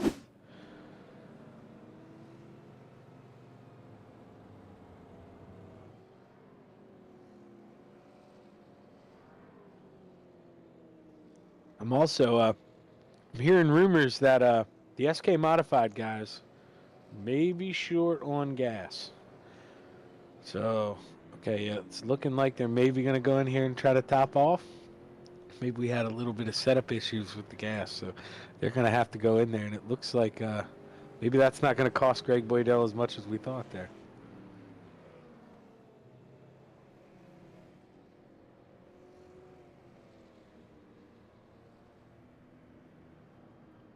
But yeah, looking like they're coming in there and getting fuel. And it looks, oh yeah, Krupa, he's getting tires. So Cody did not take tires. Krupa took tires, and may matter.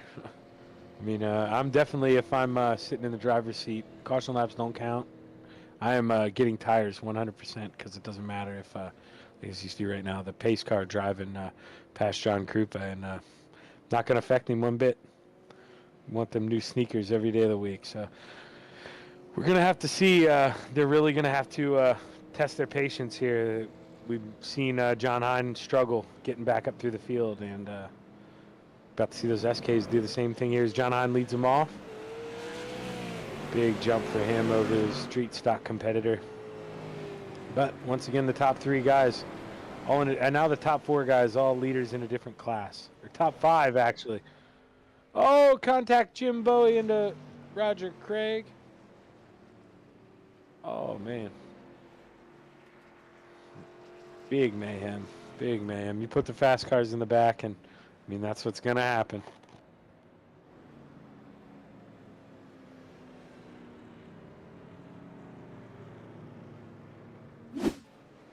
Pull up a replay for you here. Going the Bass man. He's in the middle 3 wide between Cullen Johnson and Greg Boydell. And Jim Bowie, just big run, and I mean, kind of a case of what he did to Greg there on the last caution. Just, you know, didn't think the car in front of him was going to close the door, and right when he got there, the door got closed. So, just a product of different speed cars. Get a different camera angle here. Going back to, oh, John Rayner. Just got a little loose there. Come up and collect it. I believe maybe that was Cody Graham.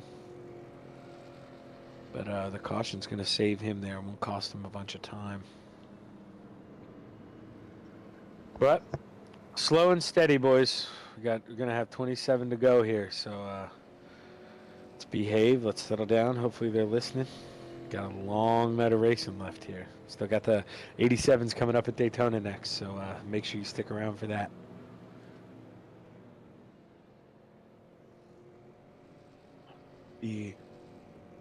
Believe we're going to go single file this time around.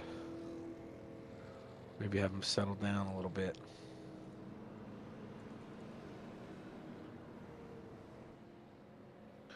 got another SK that's got a, I guess, yeah, GJ, he didn't pit the last time around for fuel, so he's going to pop in for his fuel. It doesn't look like he's changing tires either.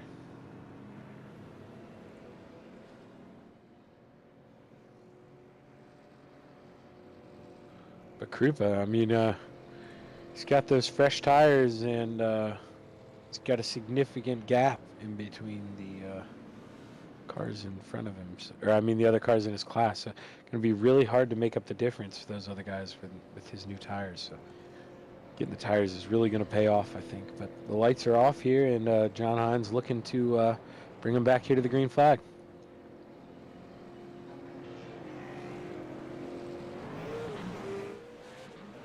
John with a good restart. I mean, definitely got the horsepower advantage, but good restart. Enough to really draw a gap from the rest of the field. Looking back here, got Cullen there on the outside, and got the SKs trying to just find a way around. They're clearly faster. I mean, we had 4 wide there for a second. Wow, good racing all over, and that's going to be for the lead of your modifieds there too. So, oh, Cullen getting a little trouble. Can he gather it up? Did a good job of gathering it up, and I believe Jeff Kemper's, I think, called it a night. He's been in the pits for a while, so Cullen, he's just got to gather it up and finish here, and he's got himself a win. But we got the Moose Man here leading the street stocks. We got Bixler getting, almost in the middle 3 wide there. Bowie backed out of it. Maybe going to try to go in here on the bottom. Play it smart. But back up front in the SKs, we got Cody Graham there. I guess maybe tires didn't pay off like I thought they would. He's really rolling that thing. Greg Boydell there, passenger street stock leader, trying to come up here and catch Krupa and run around for second, but we're at the halfway point. We got 24 to go here. And John Hine, pretty convincing lead there. Bowie, it looks like, is a lap down, so something bad's going to have to happen to John for him to lose this thing. He's just got to bide his time and be patient here. But yeah, looking at lap times here, Graham consistently faster. I mean, just the horsepower advantage and handling advantage. Oh, we got 3 wide. Cullen really nowhere to go. He did a good job of holding his line there in the middle and preventing an accident. It's a good job by Cullen. John, you got to wonder how hard is he going to push the issue here. I'm kind of surprised he didn't let him by here. Oh, Rayner in the wall, and we do have a caution here with 20 to go. Pull up a replay and see what brought that up.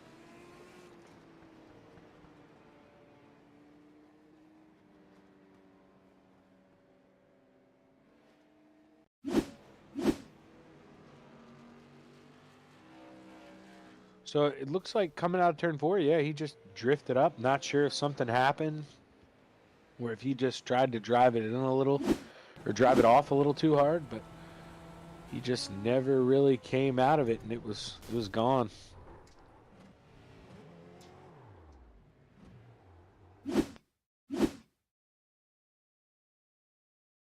I mean, if you look at that logo on the steering wheel, he's got full wheel into that, and, you know, not seeing the RPM gauge drop at all. So, I mean, he's banging it there. You just see it come out a little bit, and by that point, it's gone. So, I mean, definitely a little too late to save that.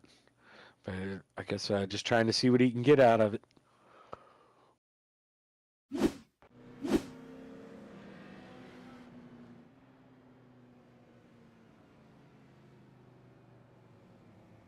But yeah, so looking over here at let's give you a quick rundown. Cody Graham, he's winning the SK Modifieds right now. John Hine is your leader in the asphalt asphalt late models. Joseph Massow is your street stock leader. Jacob Massow is your legend leader. And Cullen Johnston, barring a miracle, because Kemper is 12 laps down, Cullen Johnston will be your winner in the Toyota class tonight. But we're going double file here, and we'll be going back green here this time by. There, Krupa is really going to have to be aggressive here on this start and try to get by Hine if he wants to give his teammate any trouble here.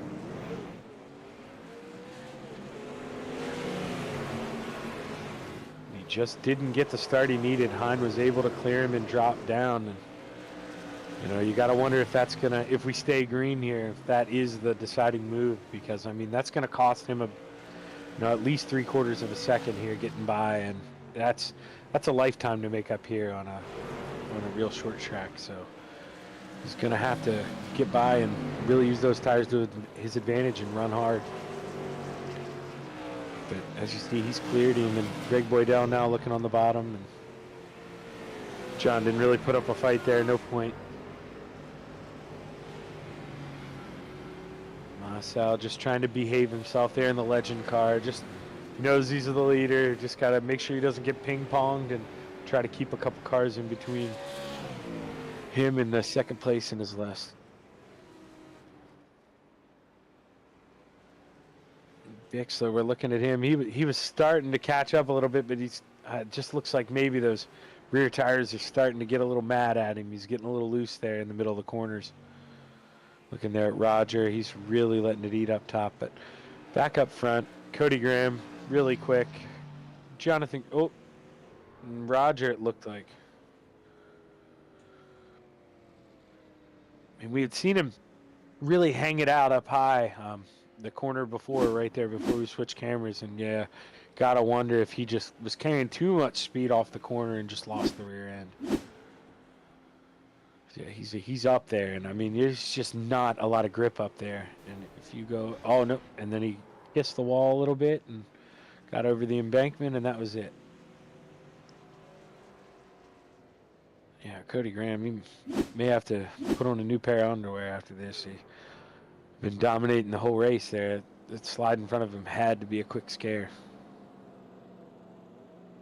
But people like John Hine and, well, both Moosehows really, you know, got a couple gaps in between them and the other cars in their class. They do not want to see these cautions. They just gives those guys a chance to tighten back up and jump somebody on a restart. They just want this to stay green and stay single file. You know, that as much as it's boring to say, when you're the leader and you're not in the fastest car, you know, you just want to stay single file and get this thing over with as fast as you can. You don't need any more excitement.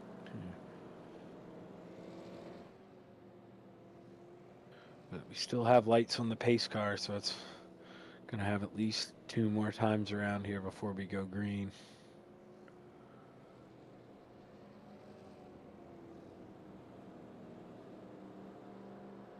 Once again, guys, after this, 87's at Daytona, so make sure you're sticking around. That'll be, I know these last two had a lot of cautions in them, but this next one should be really exciting. 50 laps at Daytona, 220 mile an hour in the old 1980s cars. It's going to be a blast.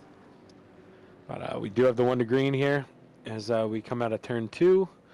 We'll wait for the pace car to pull off, and we'll see if Cody Graham can hold off his teammate here in Greg Boydell.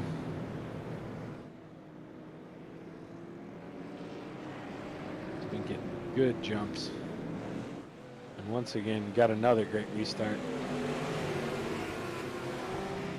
Ooh, Boydell backed out of that. Kind of surprised he backed out of that there. Would have thought I'd force the issue there with 14 to go, but good smart move by Greg.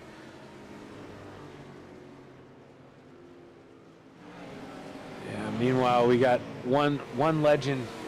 We got Mossau helping his other relative there, but we got races here. Those legends we see, they're battling for the lead. If Bixler can get by Mossau, and you know he's going to be battling for the lead in these street stocks. So coming down to it here with almost 10 to go, we're getting some racing on our hands. Meanwhile, as we get Bo, he bounced into Bixler. It looked like.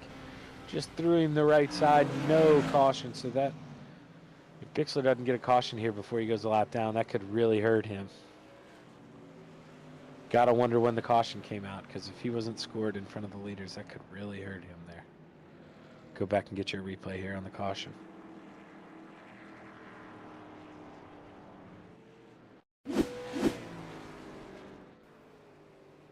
Yeah, it looked like Bowie just drove it in a little hot there. Maybe thought he was going to carry in the speed to clear Bixler, but Bixler was there and just got bounced off there. Lucky it wasn't worse there as he came back on the track and almost got Krupa. It was a good job of avoiding him there.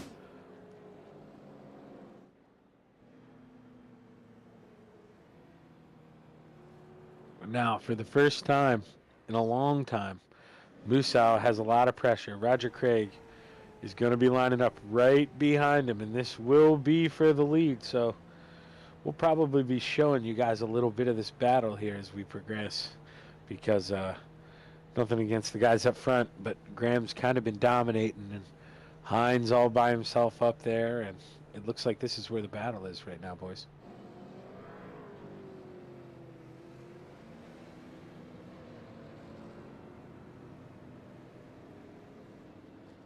But yeah, coming around here, we still have 2 to green, so drivers get a little bit more time to catch their breath. Hopefully, think about behaving themselves, and maybe we'll get to finish this out under green here.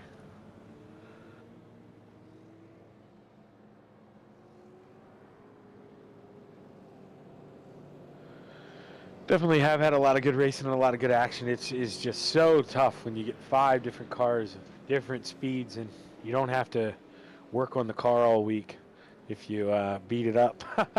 That throws a lot of the carelessness out there, but it's been a lot of good hard racing, and we'll see what we can get here for the lead. I'm anxious to see Masao now in that Legend. He's going to be stuck up top, so if Roger can get a good start here, this is going to be the best chance he's had to compete for that lead.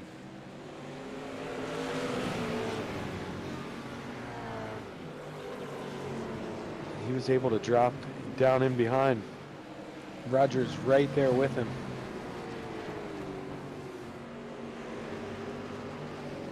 He is definitely not letting him get away from him. He's trying to hook that wench up and get him to pull him around here. And he's getting pinched down by that lap car, so ultimately that's affecting his speed a little bit and helping Roger pull on up there.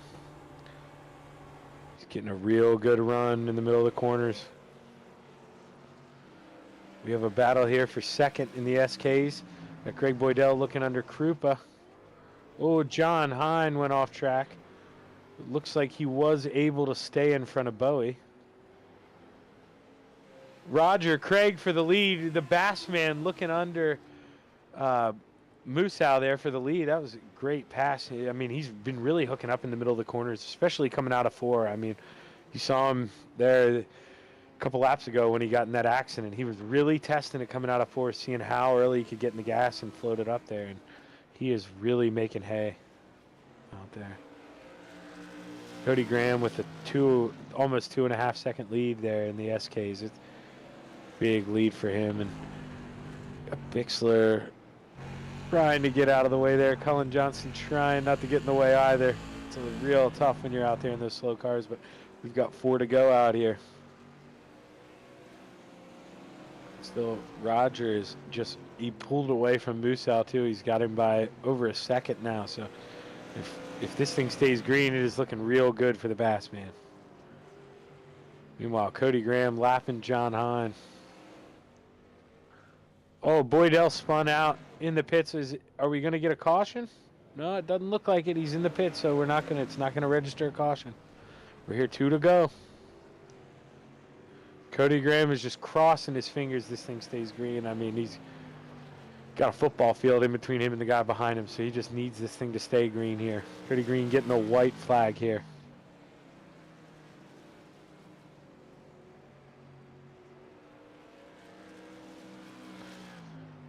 Well, 50 laps here in the Asphalt Hawkeye Challenge.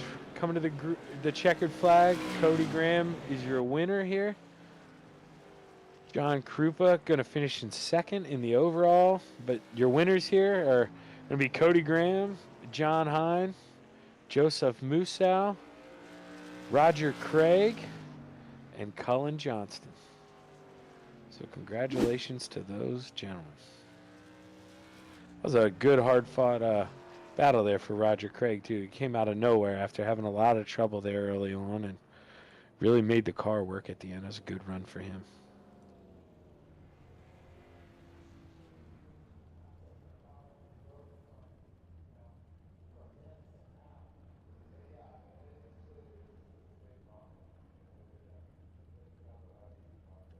Just wait for these guys to get up here in the waiting room. Go ahead and pull in Cullen Johnson up here. Hey, Cullen, Zach in the booth, man. You got a copy? Yep, I got you. Well, hey, man. You and Jeff were putting on some pretty good moves there, and then it looked like Jeff just had some bad luck and decided to call it quits there. But the early half of that race, you guys were running real hard. You want to talk about it? Yeah, I think it was some pretty good racing there. I just wish he didn't run into some issues, and it would have been pretty fun towards the end there. But I kind of found a little something that I didn't see in practice that helped me pick up a couple tenths a lap there in the race, so that helped too.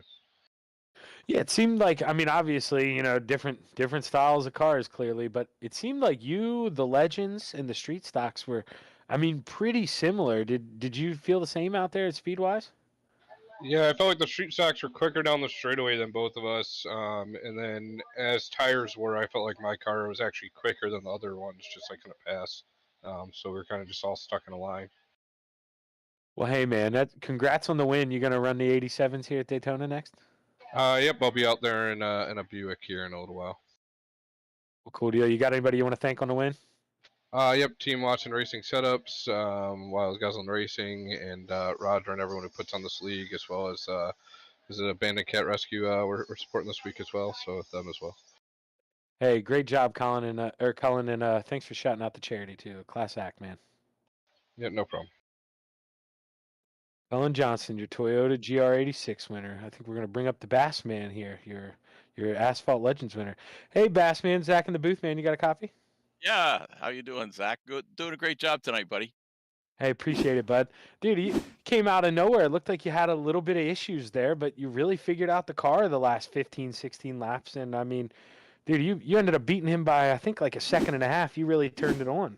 What'd you have out there? So what it was is I saw the mods come in for fuel and realized like I could come in and maybe get new tires. I came in on one of the last cautions, and I think that was the difference. It was I couldn't believe I was catching Jacob. I could catch him all night long, and then I passed him like he was tied to a pole. So the tires worked. Yeah, I didn't notice you came in and took tires, but yeah, that was a smart call because I was talking about it on the broadcast here when I saw some of the SK guys get tires, and I noticed like I think Greg is like one of the only ones who didn't, and I think that ended up coming back to bite him. You could really see the difference there at the end. But got anybody you want to thank on the win there, Roger?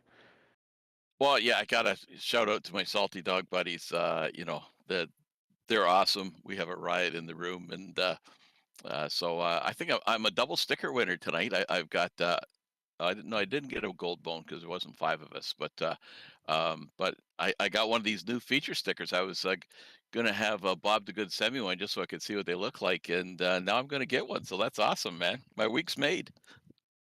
Well, hey man, you earned it. You drove good and you drove hard there at the end. And like I say, you really turned the wick on. So congratulations, man. Are you gonna run the 87 race here next? Oh yeah, that race last night was awesome, and I can't wait to get in this next one as well. So big shout out to you guys, and I want to thank my wife too, who lets me do this all the time. So really appreciate it. Well, hey, thanks, Roger, and hopefully I get to talk to you again here after the 87 race. Yeah, and get well, Marty. Roger Craig in the 747. Your asphalt oh my God, I'm spacing here. Legend car, asphalt legend car winner. All right, now we got Joe Mossow here in the booth, your street stock winner, man. You got a copy? Yes, sir. Well, dude, 2 for 2, right? Yeah, for sure. You're gonna run the 80. You said you're gonna run the 87s, right? You're gonna go 3 Oh for 3. yeah. Oh, I doubt it. I haven't driven one of these things in many, many years, so we'll figure it out though. Hey man, everybody else is gonna be doing the same thing. So you're one of the best asphalt guys we got. I wouldn't put it past you. But tonight, looked like you had fun out there in the street stock. I mean, it seemed like I forget who said it, but it seemed like you had a little bit of straightaway speed advantage. But then the Legends and the Toyotas would catch you there in the corners. Did you have fun racing out there in the pack tonight? Oh yeah, it was a blast. Yeah, the thing was a rocket down the straightaway, but in the corners, it's just a big bucket of steel. She just wants to go wherever she wants. So I try to keep her pinned down to the white line as best I could and just ride my race. And hopefully I didn't spin out or wreck. So that was the major plan, and it worked out. So like you said, 2 for 2. Hopefully we can go 3 for 3, but we'll see. Yeah, man, 2 for 2. That's pretty impressive. You got anybody you want to thank?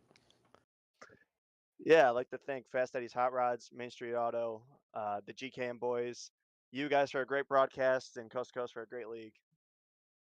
Well, congrats on the win here, Joe, and hopefully you make it 3 for 3 here. Let's hope so. Thank you. Your street stock winner here in the Asphalt Hawkeye Challenge. Gonna bring up my boss, John Hine. You got Zach in the booth. You got a copy? I got a copy, man. How are you? Pretty good, man. You look pretty fast out there tonight. You know, you definitely gave those.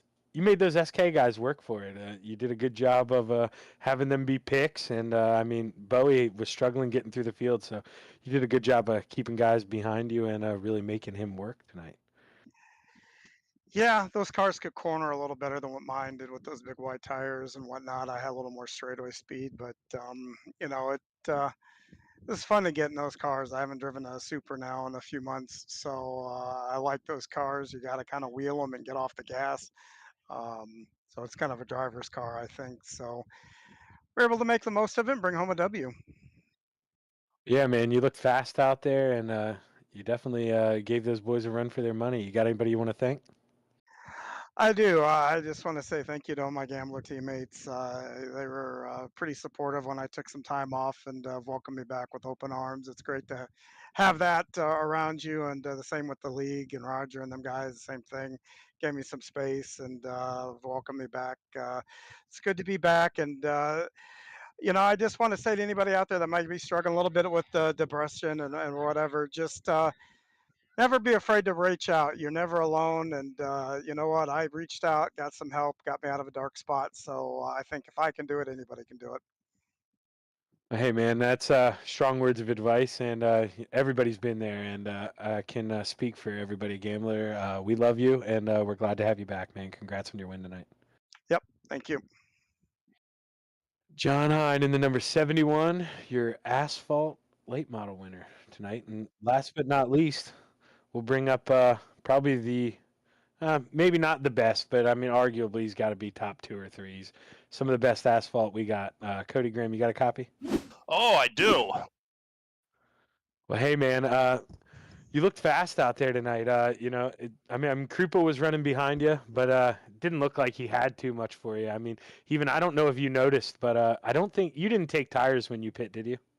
No, I just took fuel because I forgot that you know, on asphalt, even when caution laps don't count, you still burn fuel, and we actually had more than enough to make it.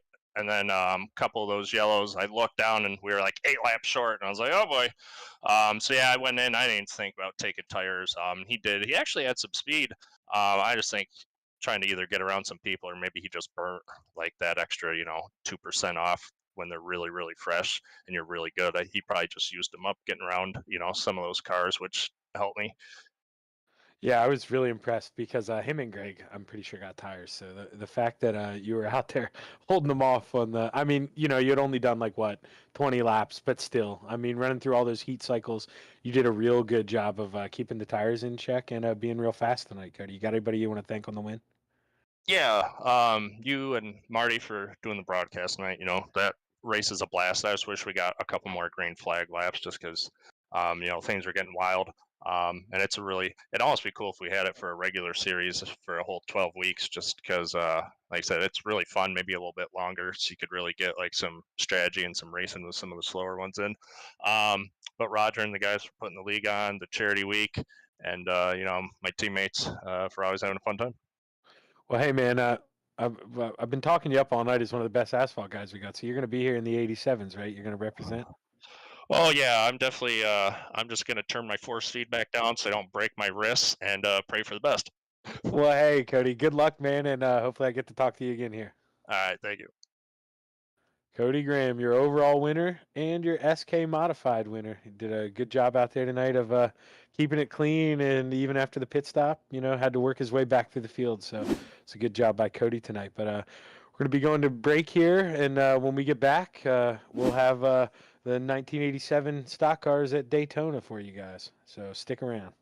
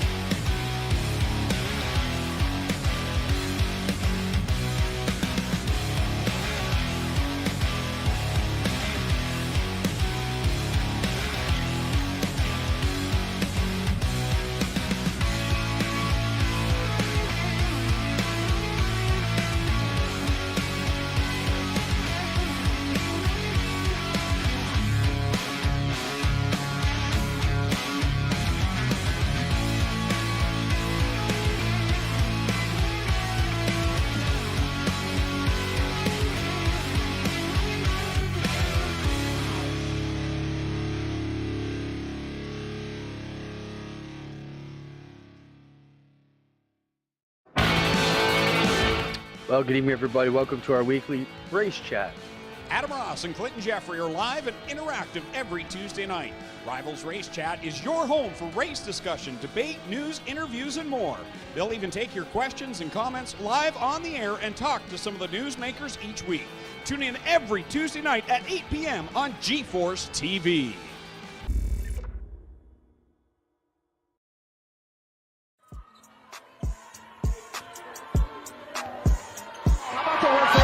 For Lucy Olson, she has her first point. Yeah, Lucy Olson, talented sophomore.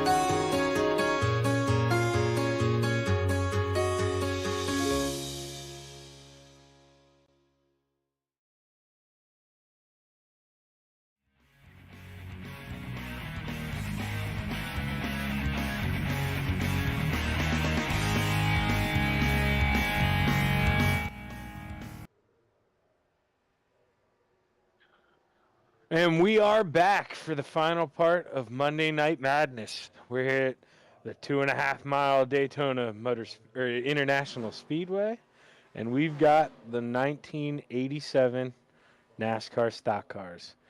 For anybody not super familiar with these, they're hitting even by themselves. 203 to 205 going down the backstretch. Going into turn one, and it is impressive. No restrictor plates on these bad boys, and it's not like the other cars.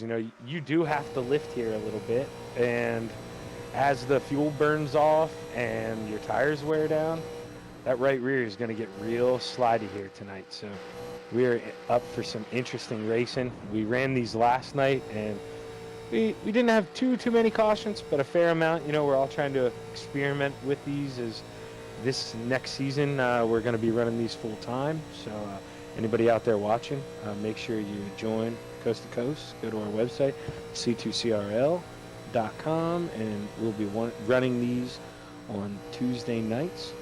But, once again, we can't forget, while we're here Charity Week, supporting the Abandoned Cats Rescue in Hamilton, Ontario, Canada. And like they say, save a life, adopt an abandoned cat. Make sure you adopt, don't shop. Too many pets out there who need homes, sitting in cages every day.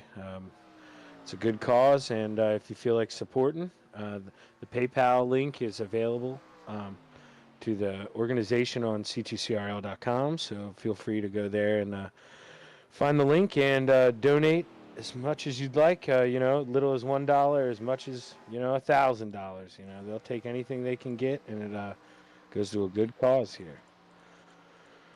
But, we should be getting ready to roll here any minute into qualifying, I'd imagine. We've got 20 cars out here, so almost double the amount we've had for the other shows. And going to be full throttle, nonstop here. Going to see a lot of cars probably get tore up here, but a lot of good hard racing. So going to have to test the driver's patience, and hopefully they wait to start mixing it up until we got about 10 to go here. And we'll see some green flag pit stops tonight, hopefully.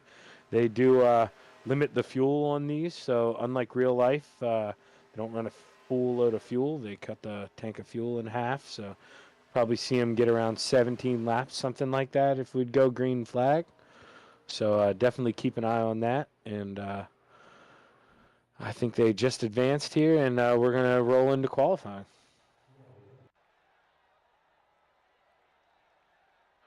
But here, going into qualifying, one thing you'll notice too, watching these guys as we see them take laps, we found out last night, in the modern NASCAR cars, if they go out there and run 2 laps, if they aren't fully taped, sorry if you hear my dog barking, but they normally hug the wall there the first lap. But with these, having their restrictor plate off, you don't really need to serve that momentum up. You can pretty much go for it and try to go for it on lap 1, and if you mess up a little bit, you got the speed to carry it again in lap 2. But here riding around, we're going to be following the 71 here. We'll see what he does his first time around. That guy knows probably a little better than me. In here, I'd imagine, yeah, he's going to keep it up here. Oh no, he's going to just run the middle. Maybe doesn't want to get too close to the wall. Make sure he doesn't rub it, because these things, you see, they look like shoe boxes. You get them real close to the wall, it'll suck the air off of it. They don't want to go right up into that wall, so he's not willing to go for the risk here. He's going to run the bottom. It looks like, yeah, he's going to go for it on 2 laps here.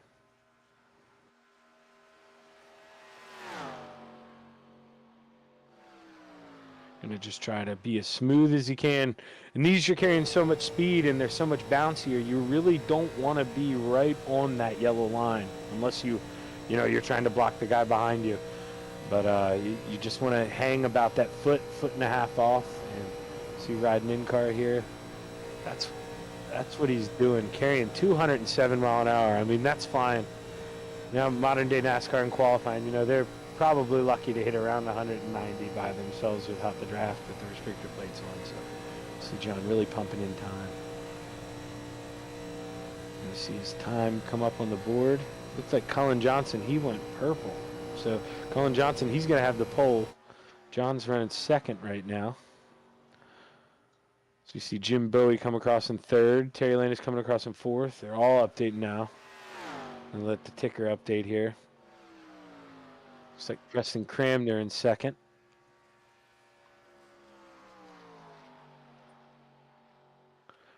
Bob Light, one of the asphalt ringers we have around here. He's probably one of the best road course drivers I've ever raced with. Coming up in third here, real close time. We'll see what he's got.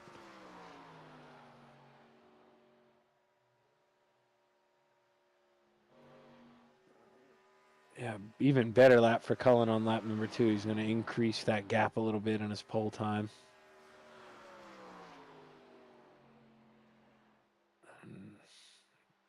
Jeremy Tate taking number 1 overall there. The 44.22. Bob Light. Oh, wow. Bob Light coming up. This time's look pretty close there. 0.05 of a second.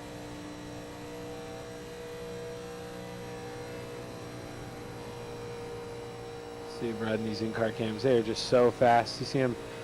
He's running a little lower than John here, so I'm going to be anxious to see this time. But you see the bumps really affect you more, and that can really cut down on your time.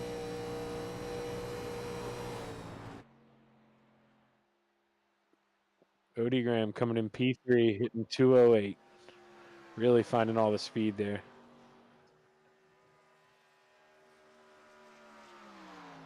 That's Steven Spees about to cross the line. We'll see what he's got here. He's going to be in 9th right now. We've had 15 of our drivers put in times so far.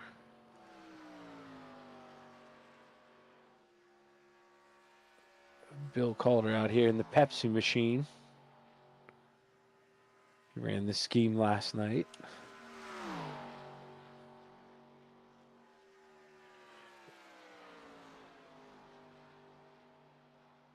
Bill is really, he's trying something different. He's really hanging up in that middle. I'm anxious to see his time here. I don't think it'll be as fast as the other guys, but we'll see here.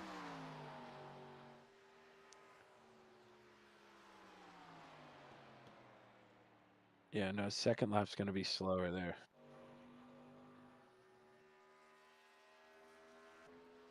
We got Tim Chapman out here.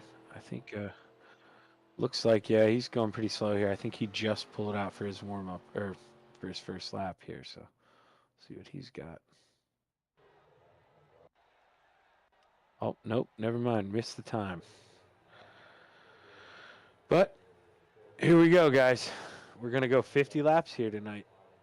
Let me read you off the grid here. So we got the front row. We've got Jeremy Tate starting on the pole. Bob Light starting second. Cody Graham starting third. Cullen Johnston starting in fourth. In row 3, we've got Mike Cramner in fifth. John Hine in sixth. Row 4, we have the Bassman starting 7th, and Terry Landis starting 8th.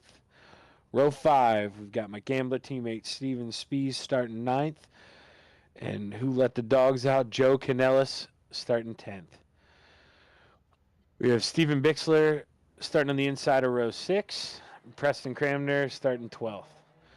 Jim Bowie starting on the inside of row 7, and John Krupa coming off here 14th.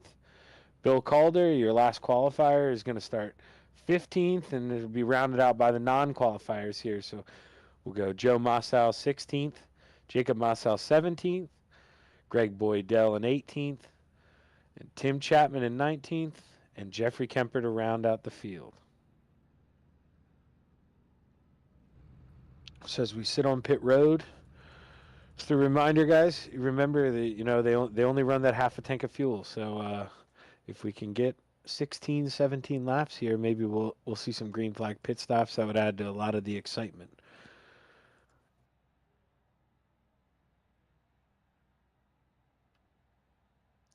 Okay, now actually that I'm looking at it, I'm dumb. It was 16 laps last night at Talladega, and of course Talladega and Daytona aren't the same here.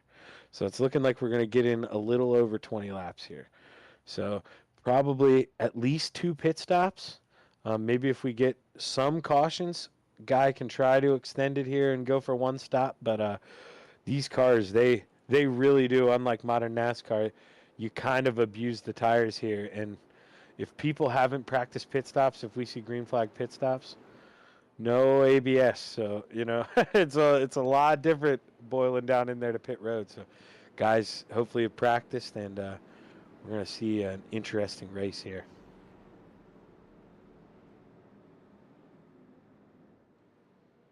But I think definitely, guy to watch, John Hine. He won the truck race last night. Won these at Talladega last night. So he definitely was fast, and he did a real good job of hugging the wall, and that's something that's really hard to do here. But if you want to have speed by yourself, you really got to get as close to the wall as you can if you're trying to fight against those guys in the draft.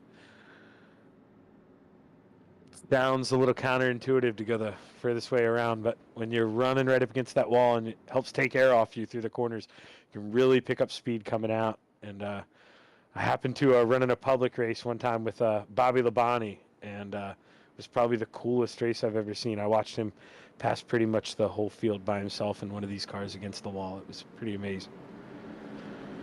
But as the pace car, we're coming around here, pace car is going to pull off, and Jeremy Tate's going to lead us here to the green flag.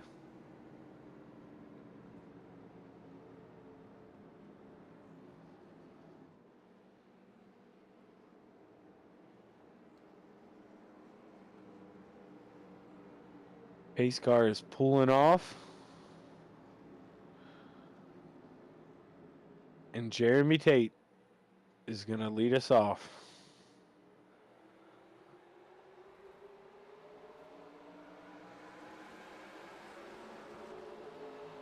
Pretty good starts throughout the field. Looks like we did have somebody think about peeking 3 wide there in the middle, but they stem back out there to double file, and Jeremy Tate's going to lead them off into turn 1. Another thing, too, here that, can bite you as the leader. If you're a NASCAR watcher, you know this. You don't really want to pull off to a real big lead, or you're going to give them a super tow coming on by you, and we're seeing it now with Bob Light, and nobody can really get to the back and help Jeremy to help him keep there. We'll see if Bob... No, he's going to hold the middle. He's not going to force the issue too early for that. Jeremy did get a little bit loose there in the middle of the corner when Bob came down in front of him, took some air off the front end, and Bob Light's going to lead lap number 1 here.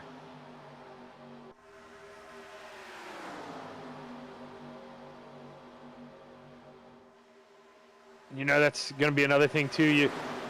If they do sense this thing is going green, Bob Light is a smart racer. You'll probably see him not lead this whole thing, because if you're out front, you got all that air pushing on your front end. You are burning up gas. You're that second car in line. You get to sit there. You run half throttle a little bit going down the straightaway. And just to say that, John Hine, my guy to watch, is looking for the lead here. As we have a caution out. Oh, got a lot of them.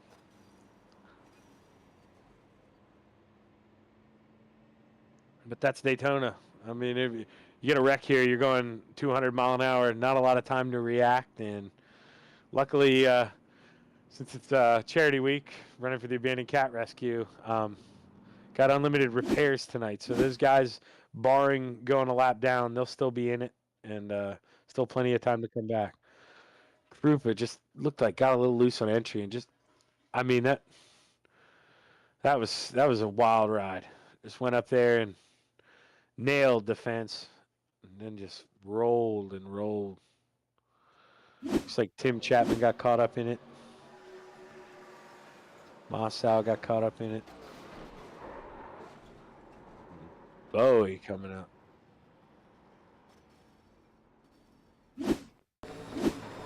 Let's count these here. 1, 2, 3, 4, almost 4. 3 full ones. What a ride. Hopefully he wasn't in VR. But that'll settle us down here for a little bit. And now, you're gonna make me wonder here. track position isn't a super big deal. Yeah, you're going to see some guys there in the middle of the field. That's what I would have thought.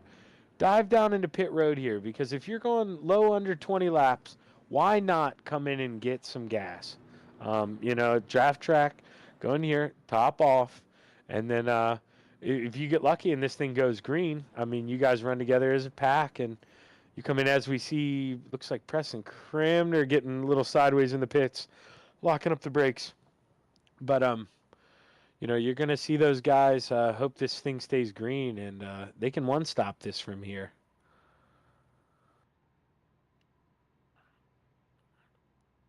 Preston might. Yeah, he made it out there. I thought somebody's going to have to give him a map, but he figured it out. I think he's trying to stay out of everybody's way to not pull in. That's the smart move there in case they pulled out. But these pit stops are so long in this car, you got to wonder maybe where the pace car is, because if he's going to get tires, hopefully he doesn't go a lap down there. But with the pace car there being in the middle of the backstretch, we should be okay. He should be okay, and it looks like he'll have plenty of time there. 4-tire pit stops in these things are around low 20 seconds, I believe, in the old school cars, so he'll have plenty of time there. But Cullen Johnston, he's been a guy in this league. He's consistently up in the top 5 in these asphalt races, and he's showing you why. He qualifies good, just runs smart. It doesn't push the issue. If a guy's looking low on him like John was earlier, just let him have it. And I think John was just about to take the lead there before the caution came out. But we'll have to see how, when they get the 1 to green here, if he chooses to start on the bottom or the high side, and how good of a start he gets if he can clear John.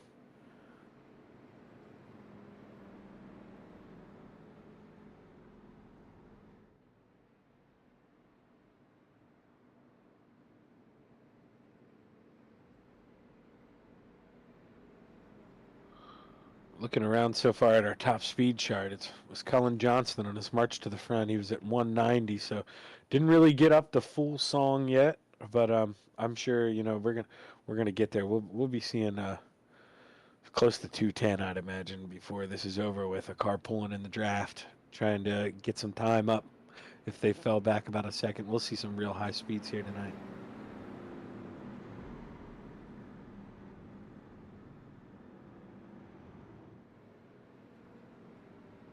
The lights are off on the pace car, and I believe we just had a little bit of a admin error. I think they were set up for single file restarts, but we're going to manually put them here double, and we'll be going green here this time by. Really anxious to see, you got 2 real experienced guys up on the top. They're patient, but they both like to be up front, and I'm real anxious to see if Bob Light and John Hine hook up here. They could be real fast if they decided to work together.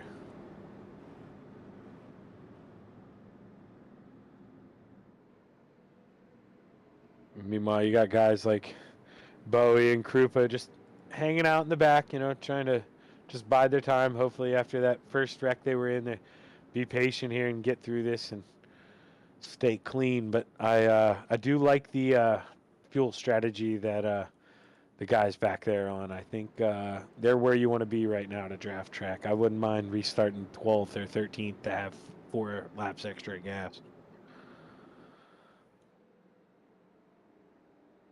But here as we come out of 4, pace car will get ready to pull off here as we go into the tri-oval, and Cullen Johnston is going to lead us to the restart here.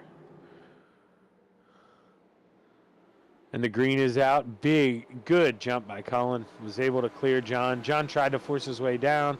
Looked like Cramner did the wise thing, backed out of it, didn't want any issues there, and going to let him slot in. Wise move by Cramner on the restart. Only 5 laps in. No reason to push the issue. Meanwhile, that's the tandem. Oh, man. They were thinking about going 3 wide there for a second, but they wised up, and there's Bob Light pushing John Hine to the front. So with those guys, I warned you guys they could be real fast together if they decide to run up high because you get two guys pushing each other real well. The high side's where you want to be tonight. Oh, we got a car in the fence. Got Steven Bixler in the fence. Somebody hard into the inside wall. Oh, Kemper hard into the wall. Got to get a caution for that. Oh, wow. No caution for that. Talk about a heartbreak for Kemper. He has had a rough night tonight. Oh, oh! Oh! Oh, my God. Moss Salzoni's lid. Rolled back over. Holy crap. Oh, look in the infield. Oh, Jeremy Tate. Oh, my gosh. Oh, it's got to remind you of Ryan Preece's a little bit. Wow.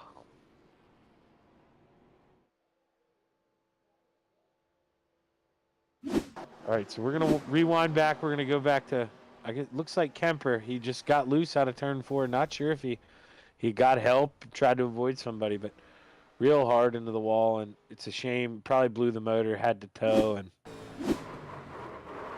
oh, man. Kemper had some hard hits tonight. Real hard hits tonight. He's got to...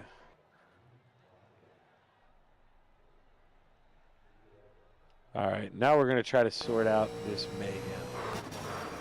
Looks like Cullen maybe got a little bit of help. Can't tell if he came up on Bob Light or not. But just you see him go, and then, I mean, believe it or not, him getting turned at 180 miles, he may have got the least of it. Even though he was the original. Oh, Roger Craig. Wow, he missed it. Good job, Roger. Wow, the Bassman. Terry Landis. Oh, nowhere to go. Oh my gosh. We gotta take a look at Jeremy Tate's rod too.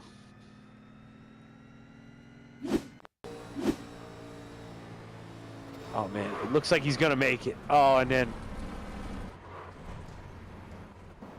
just catches air, and I mean that's why they don't run these cars anymore. They were famous for catching air under them and going. I mean, it looked like he was going to make it through, and somebody just caught his left rear. Steven Spees nowhere to go into the side of Terry Landis. I mean, just Steven Bixler. Oh man. Oh, Bixler. Oh, man, look at him.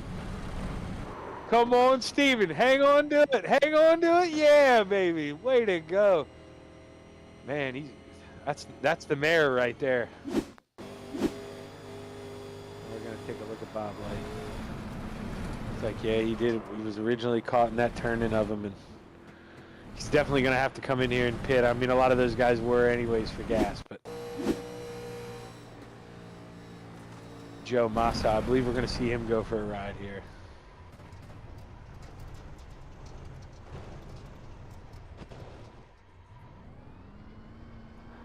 Yeah, I believe we had someone else flip up against the wall.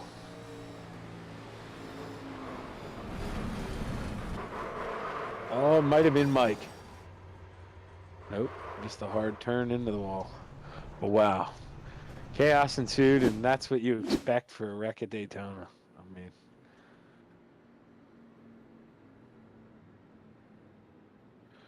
we still have the lights on the pace car, so I'm going to go ahead and try to run it back and look at this one more time.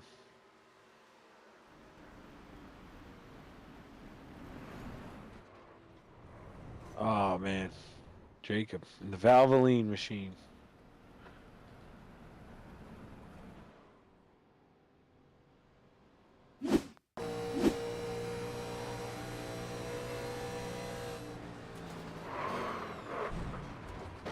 Yeah, it's almost the case of the same thing that happened to Tate. He thinks, you know, I made it. He's saying to his spotter, and he just gets clipped in the rear end as he's trying to go through.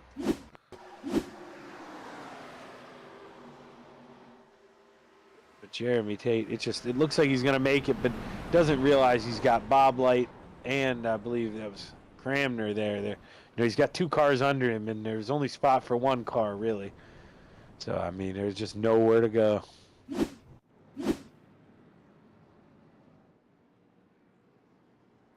But we got, maybe some people didn't pit here. Maybe they did. I'm not too sure here, but we got a new leader out front, Preston Cramner.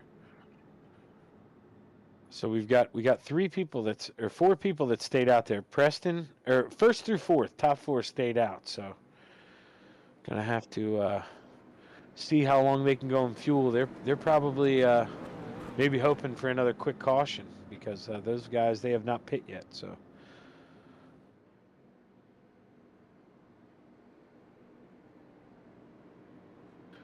as we cycle here into turn 3.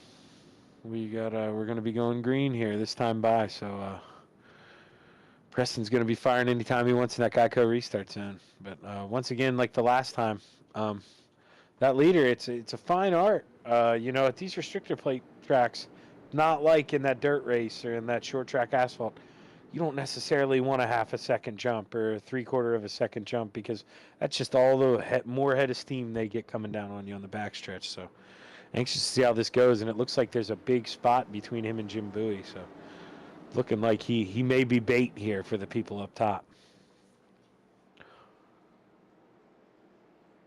We get the green flag here. Yeah, not a big jump for Preston here, and not really much help behind him, so we'll have to see what Krupa and John Hine can do on the high side here. Plan to maybe see John Hine try to get some draft off Krupa and maybe try to go for this lead himself here.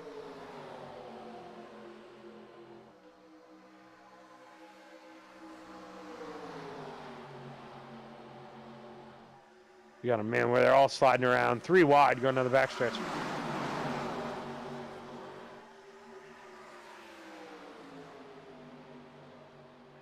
John Hine just trying to hold that bottom, bide his time. Krupa getting a big run on the outside there on Preston. Oh, and that's where the big run came from. Picked up the gas a little too early. Good job of saving it. That could have... Whoa. Wow, wild wreck. Wild wreck in the back. Kemper again. The guy can't get a break. I mean, he better go down there and sign that part of the wall.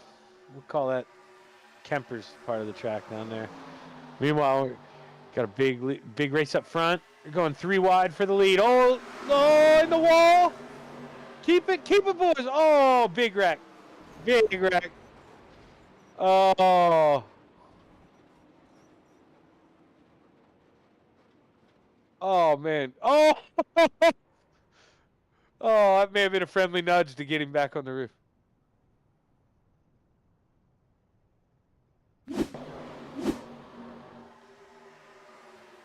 Oh, wow.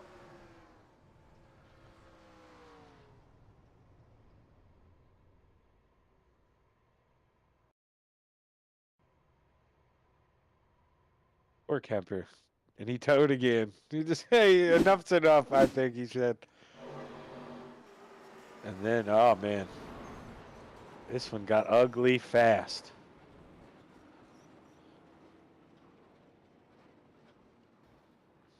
And then, you know, I'm not sure who hit him over, but whoever did, I think Krupa owes him a Christmas card because I think he would have had to tow there.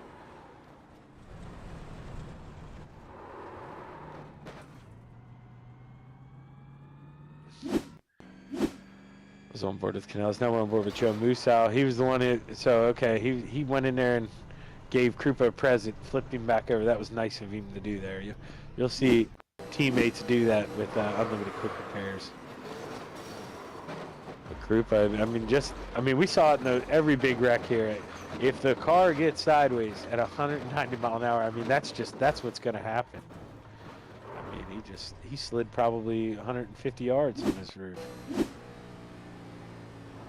Stephen Big. Oh, wow. I'm not sure if he wasn't aware of them wrecking up front or if he just maybe thought he could fit on through, but geez, that was a hard hit. You'd feel that one tomorrow.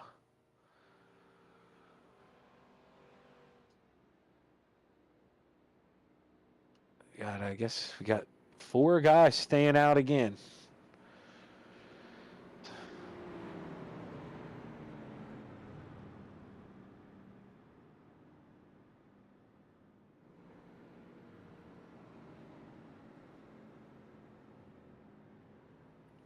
Meanwhile, Steven Spees, John Hine, and Tim Chapman in the top 3. They're going to be sitting all in the Gambler Motorsports chat, so probably trying to think of a way that they can hold this down for a little bit, maybe keep the front and hope that they stay green and pit together. So, I mean, that's pretty common of 3 teammates to stay out there and try to work strategy together. So we'll have to see if it ends up helping them. But pretty much regardless with these cautions that we're in, or we've been having, if we're going 23, 24 laps, it's pretty much a one-stopper for everyone from here if they want it to be. So going to have to see how that plays out. But you're seeing some guys, when they carry too much speed through 3 and 4, we saw it a lot last night, get in the wall. And as you beat up those right side tires, you're gonna feel that much more. I mean, this is a place where you're gonna see 4-tire pit stops under caution, but under green, man, I couldn't see it happening. But we'll have to see.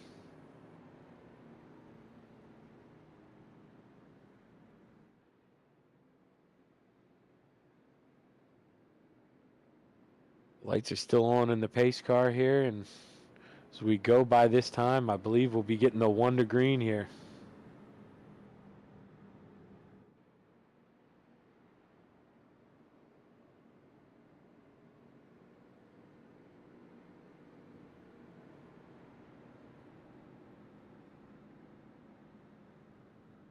And this is, I think the Lucky Dog's trying to work his way through here, right as they're going double files. Not sure what's happening there.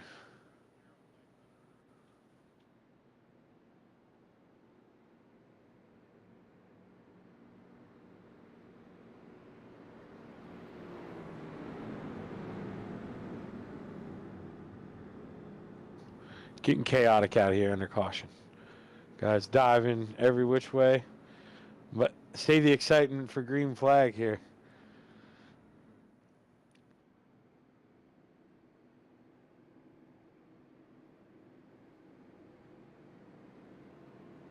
Coming down the backstretch here, I'm sure Hine and Speed, I'm sure Speeds is begging Hine to count down that restart for him so they can slot in and try to hook up. As I think that's going to be their best bet if they can stay hooked up at the front and run the high side like John did last night. I think those 2 are going to be really, really tough to compete with, especially with Tim Chapman there behind him pushing them.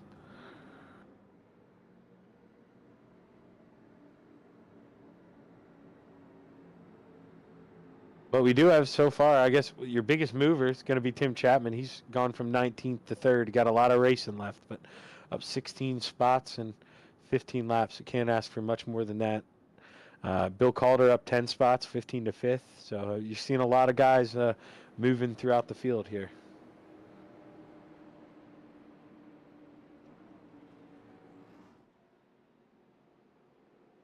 Right here, rolling out of turn 4. You're going to see the guys rolling about 70 mile an hour, waiting for that pace car to pull off, just crawling.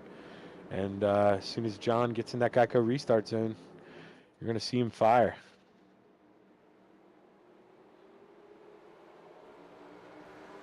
And that was the restart the top 3 wanted. I mean, can't ask for much more than that. And you're seeing it 3 wide already towards the back of the field. You're going to see they're going to try to line up, and this is something they're going to try to check out if they can. Really hope that the guys behind can't line up and try to check out.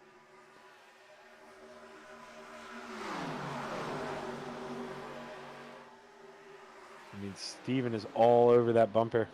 The 71 really helping him carry speed down the backstretch.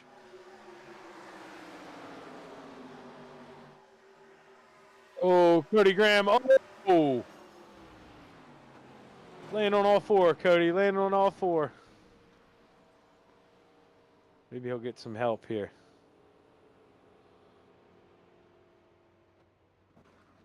He is still... Oh!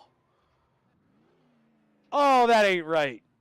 Where's Grand Theft Auto car dynamics when you need them? You just turn that wheel to the left, have it roll right on over for him. Man, that's a tough break. That could, you could put that on a skateboard highlight. Yeah, it just looked like, Mike Cramner, it just all over him coming out of the corner. Not sure if Cody maybe got loose or something. And we were noticing last night at Talladega. You even get close to someone, you suck the air off that rear end. It's easy to go around, but it looked like it may have been a little more than just air there. It may have had a little bit of contact. But Cody Graham, you see him just slide on the side of the car yeah, it looked like he definitely got some help there. Tough break for Cody.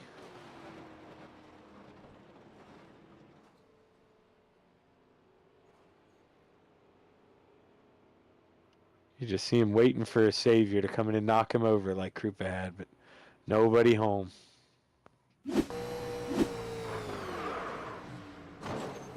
Yeah, you could see the wheel there.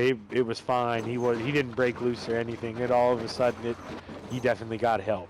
So I don't think that was a case of air. Let's try to take a look at the rear bumper camera here of Cody Graham. Yeah, that told the story. I don't think you're supposed to be in the other person's radiator with the rear camera, so just got a little too close for comfort there.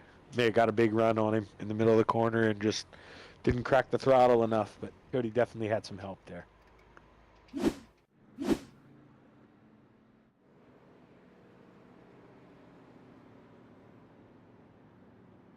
But those three out front, they love seeing that because just helps their their fuel strategy with them not pitting. It helps them go longer, and then whenever they do have to pit, don't have to go as long as they would have on that set of 4 tires, because that's the only thing I see that could really hurt this group up front if they have to go too long on the last set of tires, and that right rear is really washing out on them those last couple laps. But we'll have to see how long they can make this tank of fuel go.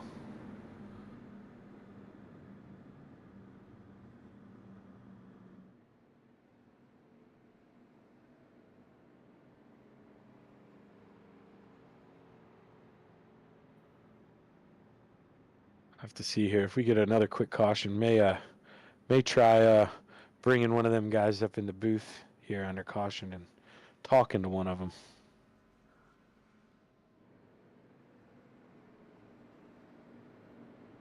You know what? Yeah, we're gonna try it. We're gonna pull up to 55. Hey, Steven Spees, Zach in the booth. You got a copy? I got you, Zach. Well, man, you got the 3 Gambler boys up front right now. What kind of strategy you guys looking at? You trying to one-stop this from here? I imagine we'll have a chance for some yellow flag stops here still. So these things are tough. This track's bumpy. We're just going to follow this fast chicken right here and see if we can stay in front of the trouble. Hey, man, he showed last night he knows how to get it done. So I think that's a pretty good plan. You stay behind that 71 and go try to get 2 on the podium tonight. Let's see what we can do. Long way to go, though. Well, hey, thanks for joining me up here. Good luck, Steven. Thank you, sir.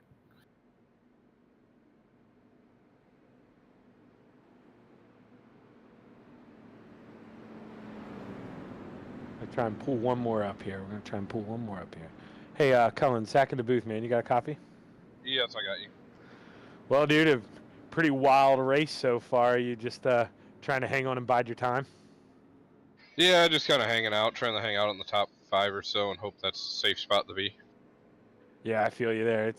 Man, I don't know if there's any place safe to be right now, but you're looking good out there, and hopefully I can talk to you here at the end of the race. But you got any? You gonna try to one-stop this from here? Any ideas? Are you think about that at all? I don't know. The tires do definitely wear in these here, so I'm not 100% what I'm going to try to do yet, but just kind of play it by ear based on what happens the rest of this. Well, hey, man, go get them, and let's see what you got here.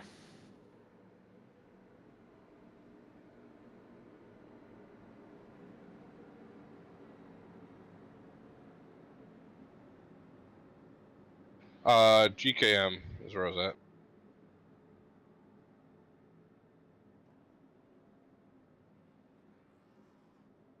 would not have been where I sent him. So it was good ask there, Marty. Good save.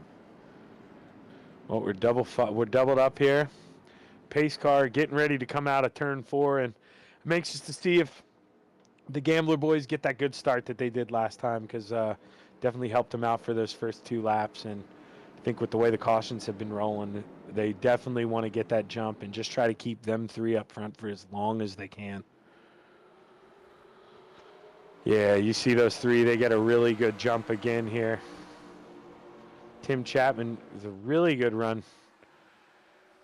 Gonna try to maybe look low here. Is maybe lifting out to get in line. Nope, gonna look low here and see what he's got. He's gonna have some help coming. It's a ways back, so I don't know if it's gonna come in time for him, because Steven Spies is gonna suck up onto John Hine here, and they're gonna try to go, and they're gonna pull down in front here. Number 3 wide going in. Oh, Mike Cramner, good save, buddy. He got some help, rode up the wall, did a good job of rolling out and keeping it out of the fence there. That could have been bad. Seeing the top 5, just be patient, just line up. Some of those other guys behind the front 3, guys like Cullen who did pit earlier, they may want this to. Oh, John gets a little loose. Oh, no caution. He kept it going. No caution. Oh, how is there not a caution there? So many cars slow. Phew. Anxious to see if this thing does stay green here, if John can nurse it around in. Meanwhile, we got Steven Spies up front. Going to the bottom there. Let's have Tim Chapman up high. We'll have to see if he's going to kind of float to both sides and pull both of them and play it safe for him. Tim Chapman, it didn't look like there. He got a little bit of help from Steven, but didn't stay behind him. Looked like he was going to be aggressive there and try for it. So we'll have to see how the front battle plays out here.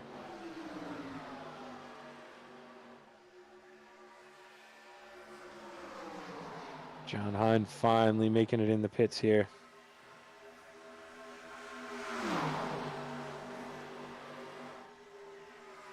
We're going to see him probably go a lap down, but he'll be able to fight for that lucky dog position for sure.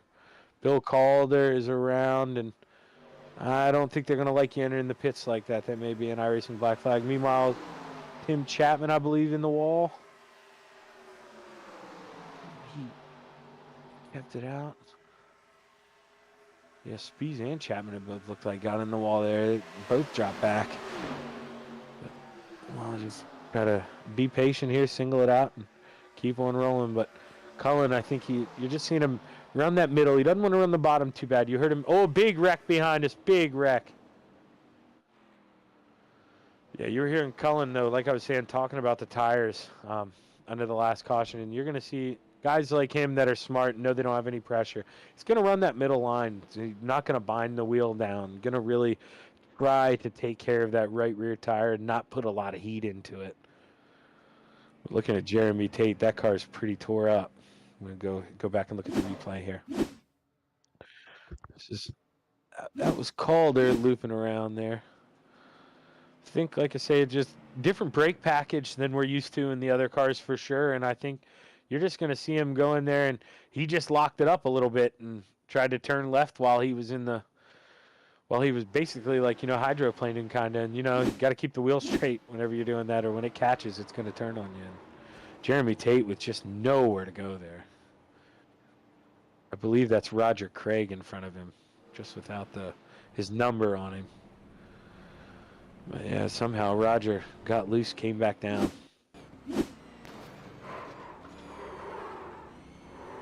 Yeah, you got to wonder if maybe just eating up the right rear or right side tires a little bit and just pushing it too hard in the middle of the corner, and when it catches, it goes.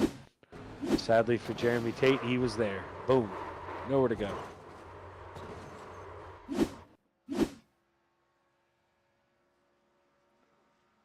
But we finally had a decent run there, but it looks like got it cut short. Probably had around like 8 or 10 laps, but that was a nice run. And coming we're at the halfway point. I'm kind of surprised that you didn't see everybody pit here, because at the pace we're going, You know, 26 laps to go here. Pace we're going, you're going to make it on gas if we get 3 or 4 more cautions. So I would have been pitting here for sure, and I think that's the move here.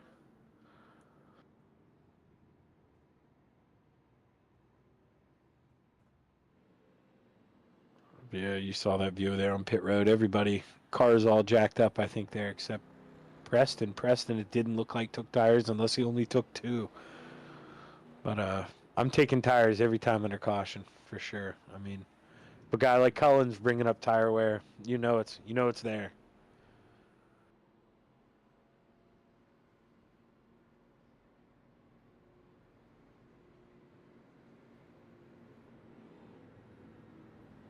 Yeah, so looking right now, there is the tire mapping, so you can see how long they've been on what set. Right now, your closest up to the front is Bob Light on the freshest tires. So may see in 5 or 6 laps, you know, if he's up behind one of them, sucking the air off those guys. That is going to matter. The tire wear will matter. But now, like I was saying for the Gambler guys, you had the Gambler top 3. Keep it while you can. Now, you know, you got like you said, the GKM boys. They're all hanging out down there. So you got the GKM in the top 3 right now. And I'm sure they'll have a Gambler strategy. They'll be counting down that restart. They'll be trying to get the big jumps here and do what they can.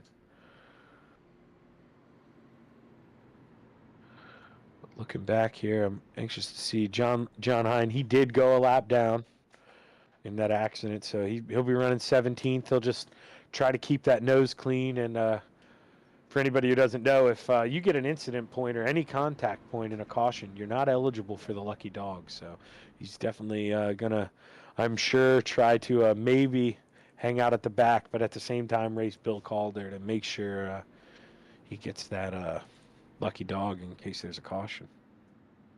But gonna see the guys double up here right now. Cullen's gonna take the bottom, and we're gonna see Jacob Massau leading the outside row.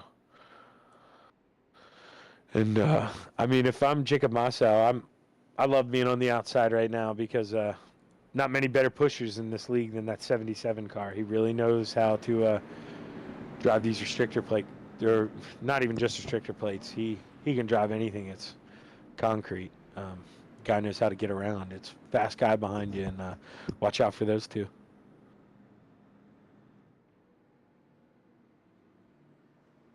As we coming around, I believe we'll have 24 to go here whenever we get the green. So realistically, those guys that pit, they may be able to make it. It is going to be really close. It's going to be really close.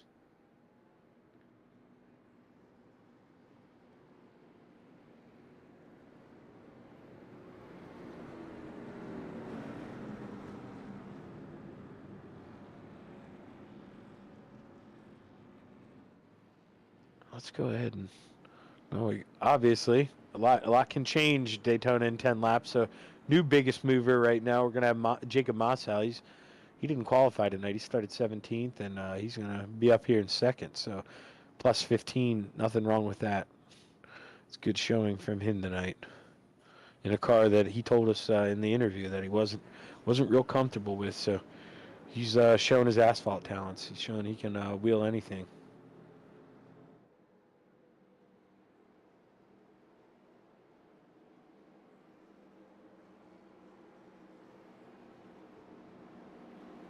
As we're rolling up here into the trioval, pace car is going to dive off here, and we're going to have our start on the leader, Cullen Johnston. Good jump for him.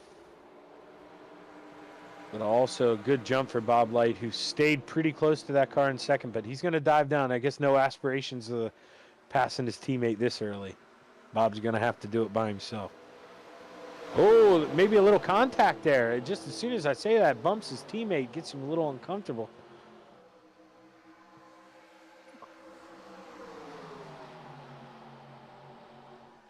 See how big of a run Bob Light can get coming down here. He's going to give him a big push, and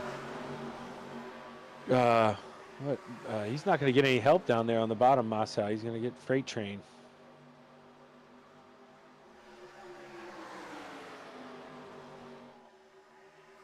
Meanwhile, I got a car in the fence. Keep her straight, boys. Keep her straight. Good job. Mike Cramner did a good job of straightening it out. Just getting familiar with that turn 4 wall there. It's real hard to not be that, want to be aggressive. Oh, Steven Spies and Preston Cramner. Oh, it's not, they're not done. And that's what John Hine wanted. Hey, John Hine is going to be your lucky dog candidate.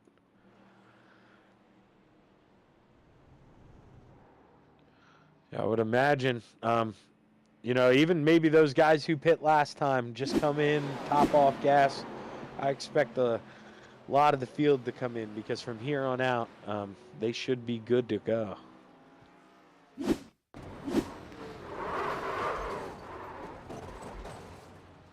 Yeah, not really too sure what kicked that off there.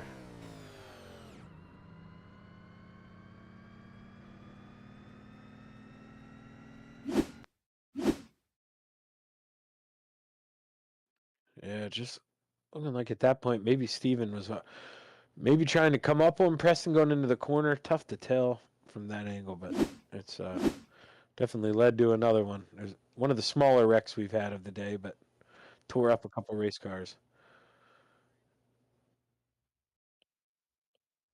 Oh, Jeremy Tate, man, he's had a rough night tonight. Him and Kemper really been eating the walls.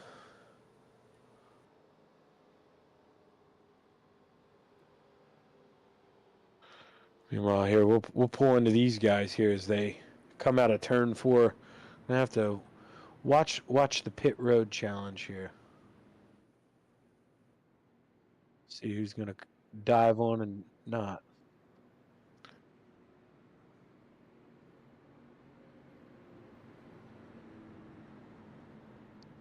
It's looking like the leaders are gonna stay out. They maybe want the new tires at the end. Just gonna wait and go at the end. Wow. Really surprised we only had 4 guys dive in because, I mean, barring only one caution from here on out and it extending it into overtime, man, I expect these guys to make it because if we get 2 or 3 more cautions and then even an overtime, I believe they'll have saved enough gas to make it the rest of the way. So I think these guys, got to watch out for these guys. Steven Spies, another one. Yeah, he's caught up in that wreck, but may turn into a good strategy for him here, being able to pit.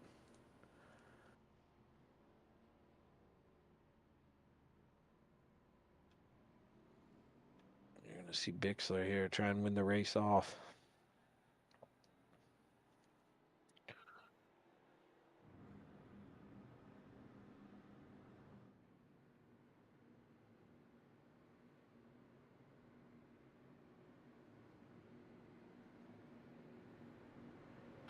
Yeah, going down the backstretch here.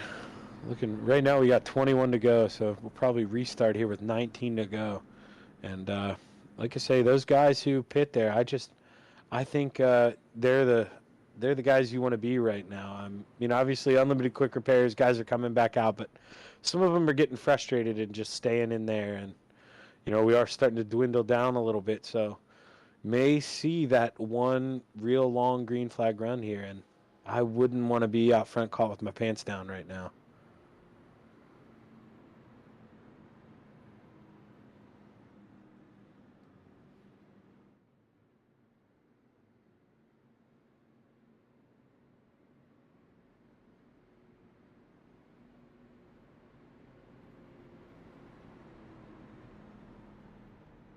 Here going through the tri-oval, we should be getting the 1 to green here.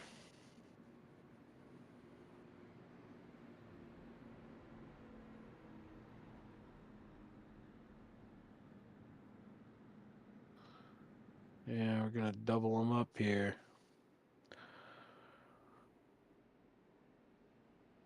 Really anxious to see. You got to keep an eye on guys like Joe Canellis. You know, good to have him back. He's normally always up there towards the front here in this last set of the run, and I mean, right there he is creeping in the picture. And you know, those guys, they can make it on gas now, and guys like Cody Graham, you know, you can't ever count that guy out. One of the best we got in here. So, I mean, watch guys like that to move to the front. And, you know, if one of those guys go by you, it's time to say yeehaw and hang on, you know, try to latch on for a ride.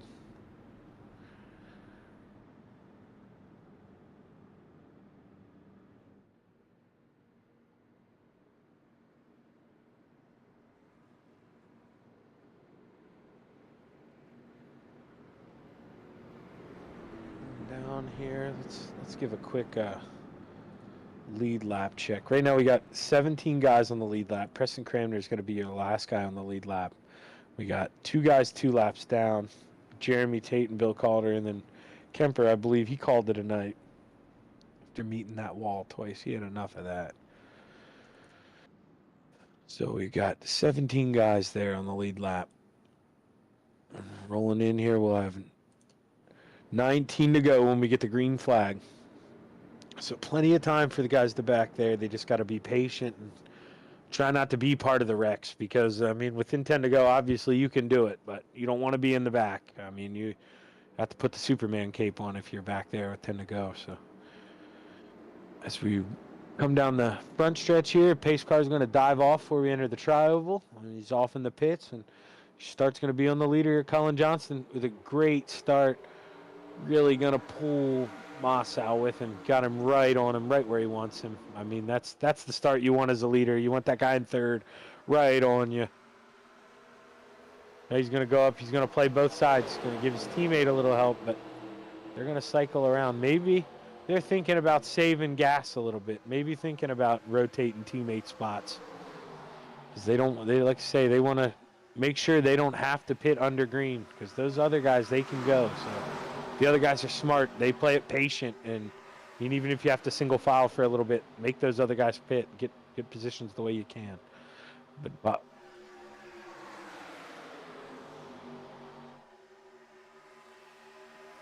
was the guy Mossau? Good save there, getting in the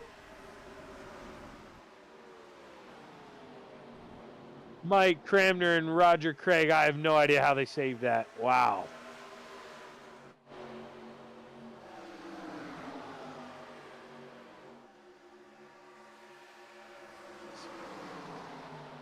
Johnston with a big lead, oh, doggy. Jim Bowie, oh, that couldn't have been the caution. Oh, there's it. Yeah, there it is. Wow. Well, you saw him save it once going down the front stretch. Couldn't ask for it twice. Let's go back here. We'll get a replay for you guys. Oh, not sure what happened there. If maybe Cramner came down or Roger came up. Maybe we'll be able to tell if they. Oh, yeah. So that was prior. It looked like Cramner got in the wall a little bit, and I mean, good save by both of them. And as we let it roll out here, this looks like they're running side by side. I don't know, maybe Mike came down a little bit. It looked like Roger held that pretty good.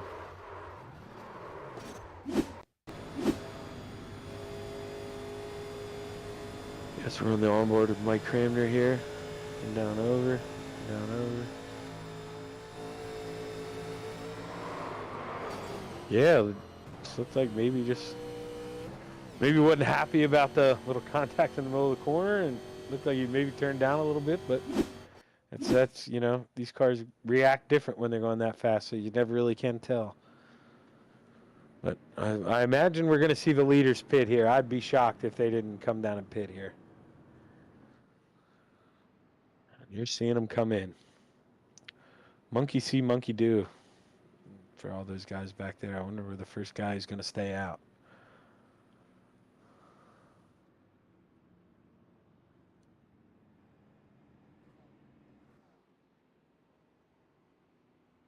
I'm really surprised those guys who had pit with like 25 to go ended up coming in. They must have thought, maybe they'd need the tires beating them up too bad because I would have thought they could have made it on gas and would have played some strategy there. But See guys like Preston Cramner, he stayed out. He had pit the last time, and it's really going to mix things up here.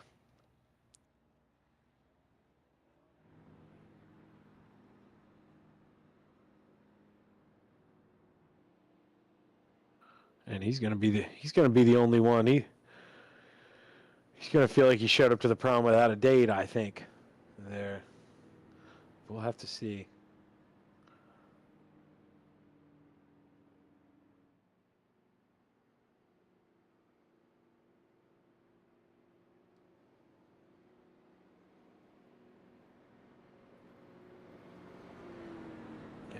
Yeah, we're gonna bring in Preston Cramner up here. Hey, Preston, Zach in the booth, man. You got a copy? I got. Well, hey, man. You think you got enough fuel to go the rest of the way? I'm chancing it. It's going to be real tight. I'm probably just a touch short now, but I think based on the way things have been going, we're going to have a handful more cautions, and hoping that'll get me there. Yeah, I happen to think you're right. When I mean, you kind of had to come in and pit because you got that damage with Spies, but I said on the broadcast, man, I think that's going to work out for you guys. I know it seemed gloomy there for a little bit, but I think you guys, that happened at the perfect time to where you guys can stretch this out, because I think you guys will get maybe 1 or 2 more cautions here, and have to see if you can hold the boys off. Yeah, I probably owe Spies an apology for that incident. I'm not exactly sure what happened. Probably just a little bit of a racing deal, but certainly didn't mean to get into him. And yeah, actually, I don't know if anybody saw it, but I came back around with 1 to green and topped off on fuel just to try to get a little bit extra. So doing what we can here. We'll see if we make it. Well, hey, man, you're definitely racing with your head there. That's smart driving and trying to do what you can for track position. Good luck here, Preston. Hopefully you can hold them off. Yeah, appreciate it. We'll see. Yep, go get him, bud. That's Preston Cramner in the 07, your current leader, and that's somebody I never even thought to bring that up, but that's something I did last night at Talladega, and you see guys like that thinking, if you pit, if you already pit under caution, you're allowed under NASCAR rules to come in with 1 to green. And if you're already at the back of the field, why would you not come in and top off for that extra half gallon, quarter of a gallon? Because, I mean, hell, that could be the difference for him tonight. And if he ends up winning this thing, he could be talking about that in victory lane. So we'll have to see if he can hold them off. Hey, Jacob, Zach in the booth, man. You got a copy? I do. Well, hey, man, you're really trying for that 3 for 3. You're in second right now. You think you got anything? I'm not sure. I'm hoping so, but once you get out front in these things, the draft pulls the boys close behind you. So hopefully I can throw some blocks, but hopefully I get a better start than Preston here and can pull out the lead. Cool deal. Real quick before I let you go, is fuel going to be an issue for you, or are you good to go? I'm good to go. Cool deal, man. Well, give him hell and go get it, Jake. Thank you. It's Jacob Mossow in the 61 car. He's running second. But yeah, like I say, I've been talking him up all night. He's really good, and he's here when it matters. Here with 15 to go, we're gonna have 14 to go here when we get the green. So, to see if you can give Preston any trouble here. And Preston said he owes Spies an apology, but Spies is in 4th, and Spies didn't hear that. So you got to wonder if he's got any help there with Steven Spies, or if the top line's going to work against him here as we go green. Pretty even start there for the field. That's what happens when you don't have teammates counting it down for each other. Pretty fairly even start, double file throughout the whole field. As we see Tim Chapman try to force his way down, clip the apron a little bit, but saved it. We see Steven Spies, big run on the outside, pushing Mossow. I'm not sure if he's not going to have the room to clear Cramner yet. He's got Cullen up top behind him, so looks like, oh, nope. Cullen not happy with running there. He thought about making it 3 wide, but ducked back up in line. Now he got in the fence a little bit. Good job of keeping it up there and not coming back down the track in front of the field. As we have 13 to go here. Getting real exciting here. C2C Monday Night Madness. Got Mossow leading the field. Cramner with a run, looking on the inside, but Mossow's going to go down and protect. Spies is going to drop back in line in front of Landis, and he's just going to probably try to bide his time here. And as I say that, he goes up high. Looking to push Mossow. He's now in second. Is he going to be able to clear Cramner? Doesn't look like it. So you're going to see. Oh, I'm hearing some tires squealing. Good save there. And oh, right as I said good save there, I thought I heard the tires stop squealing. Big wreck in the back of the field, Mike Cramner. Not sure if the and Jeremy Tate again. He's met that wall that Jeff Kemper's met about 4 or 5 times. Poor guy can't catch a break. I'm gonna pull up a replay here.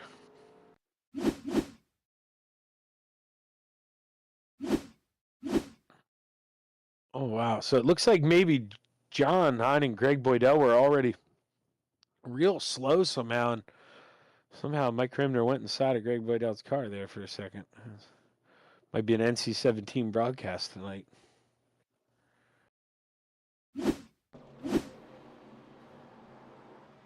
Yeah, definitely not sure what happened, but you see Hines a little already squirrely, and Cramner. I didn't look like he had much place to go there, carrying the speeds they carry.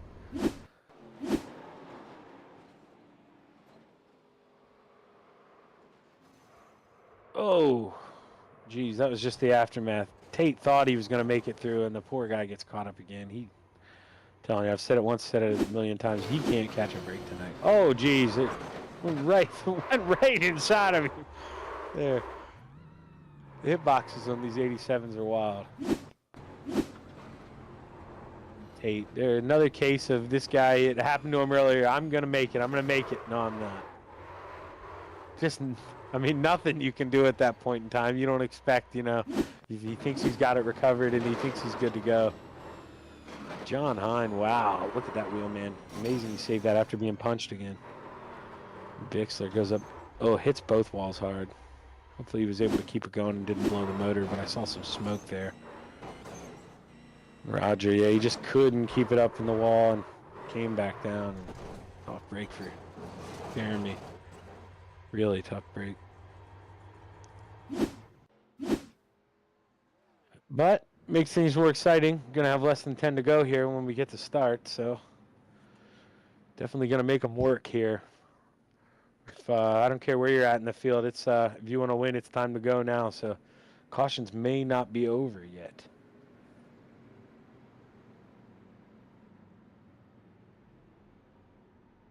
Definitely looking forward, though. People out there watching, like you say, if you're interested in running these, we're not just going to be restrictor plate racing. We're going all around. Feel free to go out there, hit up C2CRL.com and join us. Always looking for new members, and we do a lot to help out. Like right now, if you're watching, it's Charity Week. We try to do it a couple times a season, and a couple weeks ago we did a Knoxville Nationals. And for anybody into sprint car racing, you definitely want to be a part of this league. We do a lot of fun stuff, and we get together as groups, meet up, go do things. So definitely a good tight-knit family around here. See the guys getting ready here. Roll out of 4. They'll be getting 1 to green as we go this time by. So I believe we'll be restarting here with 9 to go.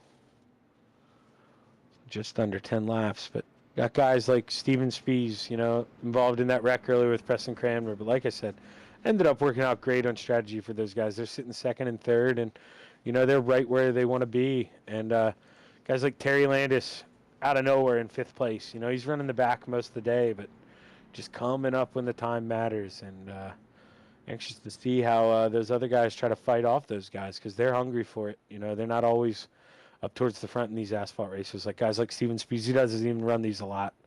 And, when he does, he's hungry for it. He wants it. So he makes you work for it. But we're going to see the guys double up. Mossow's going to take the bottom here. Preston Cramner's going to go up top. And Preston, he needs a good restart, needs Cullen to stay with him, and that's asking a lot considering him and Mossow are buddies. So anxious to see how this goes. They're the only 2 in the top 5 that are teammates. So I'm sure they're going to be trying to link up here at some point.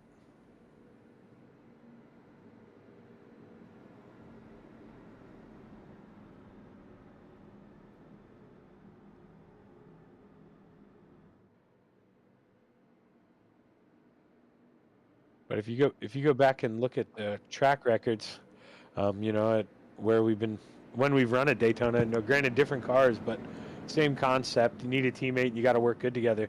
See the Moose Out boys. I mean, they're normally run 1-2. Jacob and Joe. You know, they're right in the top 10, and you know, they want to link up at some point in time, and I'm sure they'll definitely have the chance to do so.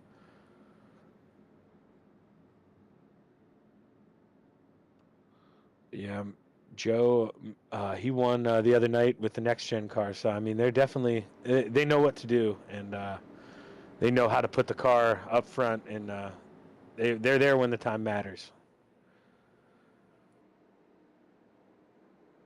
Here, rolling out a 4. Pace car's getting ready to pull off into the pits. Here's we get ready to go through the tri-oval, and you're going to see the Moose Man really try to get a good restart here and try to pull Steven with him.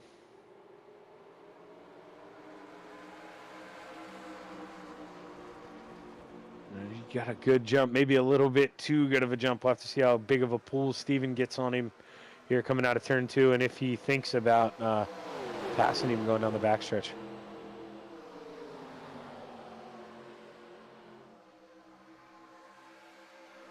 Yeah, we're going to be single file, top 5 guys, so you're going to see guys branch out here and try something. You're going to see Steven look, and you're going to see Cullen Johnston go with him.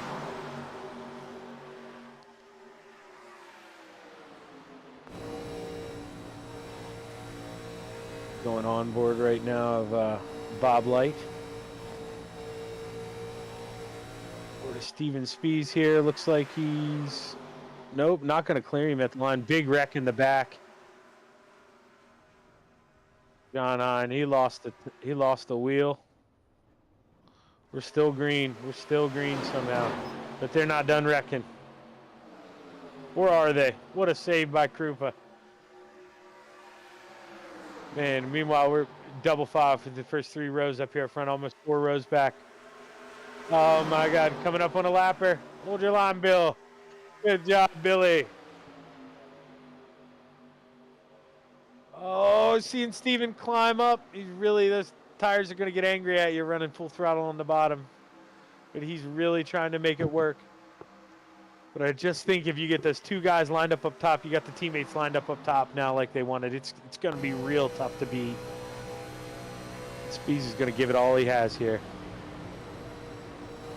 Riding on board, Terry Landis. Oh, he went in there and drove it in too hard. Oh, wow. I think the only person to make it through that was Tim Chapman, my dad. The front 2 were the only 2 to make it through that unscathed, I believe. 15 cars in that bad boy. Wow. Just Steven Spees. I mean, you know, when you're running teammates in a charity race up high, you know, you got to go in there and hang it out. And that's what he did. Going looking back at John Hine. Did his best Jeff Kemper impression there. Yeah, teammates there, Gambler Motorsports. Did he keep it rolling? Was it able to? No, he had to tow it. I was wondering if he was able to keep it rolling with that other caution, but doesn't look like it. But just wow, look at this chaos. Oh my gosh, Joe Canellis. Oh, they aren't done in the back. It just keeps on. The gift that keeps on giving. Rex at Daytona. We're going to go real time here.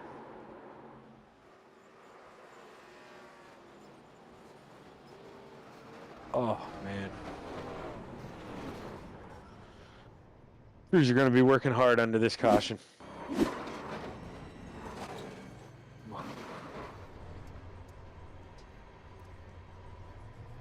Right on board Cody Graham. We're going to go on board to Cullen Johnston here.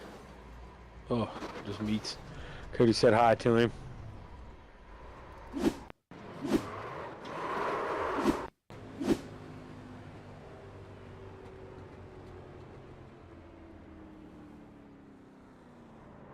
Oh, Jeremy Tate can't buy one. He can't buy one. He thought he was safe again and under brake Cramner ended up getting loose and coming up the track. Man, Jeremy Tate, oh man, unluckiest guy out here tonight. go on board with Mike Cranmer here. You're going to see him. We just saw it. He's going to lock up here, and he's just going to get loose as he touches the apron. And that's all she wrote. On board with the mare. I mean, just know where to go.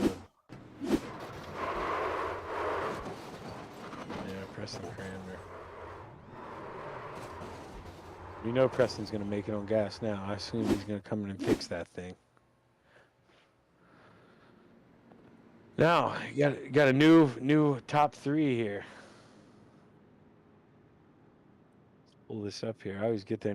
So we got Jacob leading, and then we got Tim in second, and then Joseph in third, and Greg Boydell in fourth. That's a top 4 we have not seen all night, and we got guys like Tim Chapman 19th to second, Jacob Mossau 17th to first, and Greg Boydell 18th to fourth, and hell, Joseph Mossau too 16th to third. Everyone in the top 4 has gained at least 10 positions. They're just, playing strategies right and surviving accidents.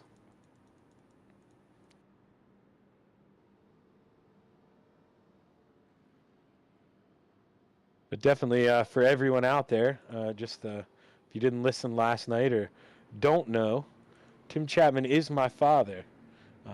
So I will try to keep this bias down, but he's got a son rooting for him right now. He hasn't won many races in this league, and he's got himself in his good spot to try to win one here.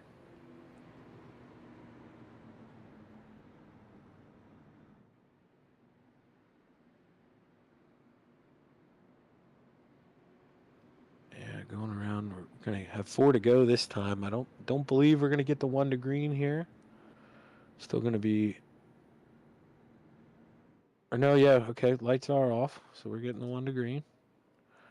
So we're gonna be restarting here with 3 to go. So not wasting one of the green-white checkered attempts. We will have 2 of them if we need them, and knock on wood, but I think we might need them tonight with the way the boys have been racing. But we'll have to see here as we get ready to go back to green.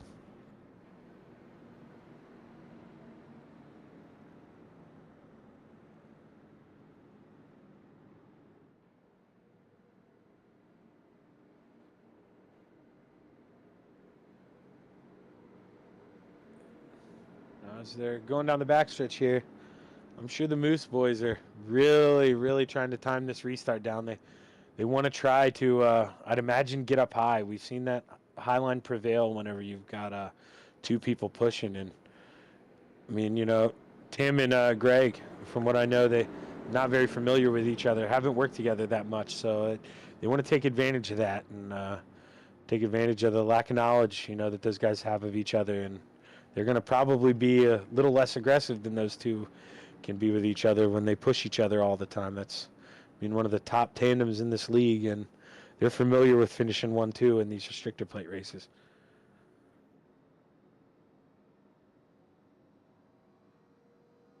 It looks like we're getting flashbacks of the other night, too, in our championship finisher. We had a restart with 3 to go as well, and it did finish under green, so hopefully we don't need that green-white checkered, and we can finish out here under green. So as we're coming out of turn 4 here, boys are going to watch the pace car dive off here, and going to be firing in that Geico restart zone.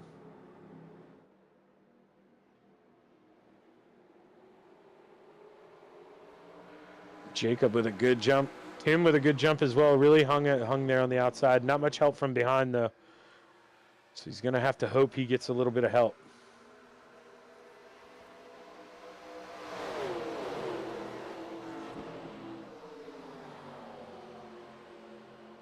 Yeah, he's really, really doing what he's got to do. You got to pinch that guy in second, or that guy on the bottom down if you want to get that good run. And he's putting the faith in him, and he really pinched him down. Trying to get a big run here as he cuts him off and goes into second. I mean, Tim's right where he needs to be. You need to break those 2 up. But those 2, like I said, they're going to the high side like they wanted. So it's going to be hung out now, but we're going to have a big close. Oh, we got a car sideways. He saved it. Jimbo. Oh, Joe Canella's in the fence. Looks like we are going to get our first shot at a green-white checkered here.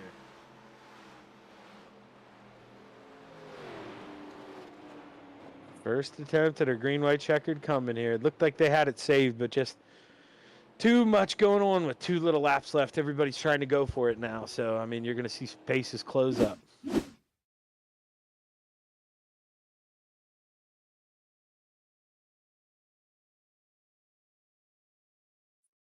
Big hit for Cullen there.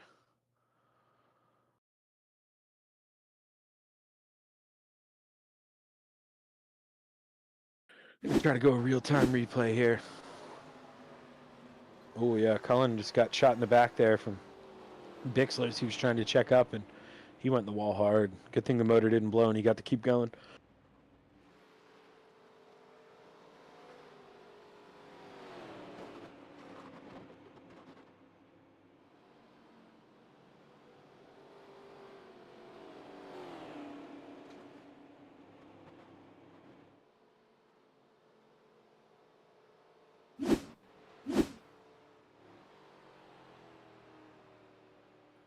And wow, you got to wonder the nerves going through the boys up front.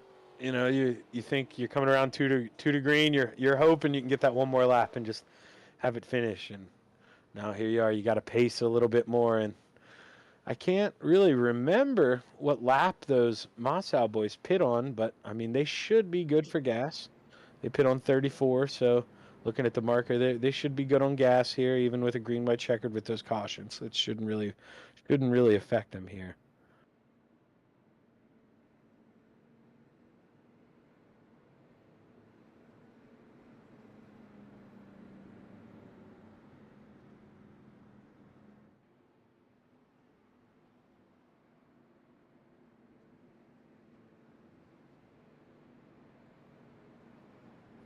And, you know, we talked about it at the short track there in the Hawkeye Challenge. And not, you know, you're not getting it so much here, but these guys up front now, you know, that definitely you can't blame them for not pitting here. But they are going to be a little slicker. Those tires, they're going to feel a little slicker here as you cycle the tires. You go from hot to cold, staying out here on these same set of tires. They are going to feel a little slick here, you know, if they get some air taken off of them. And it's going to be the time people got to hang on because, I mean, if you're in third here, you're trying to push to the front. I mean, you're not lifting if two guys get in line in front of you, or vice versa. If you're fourth outside, you're going for it. You're trying to force your hole. So it's time to go, and we aren't going to see anybody play nice anymore.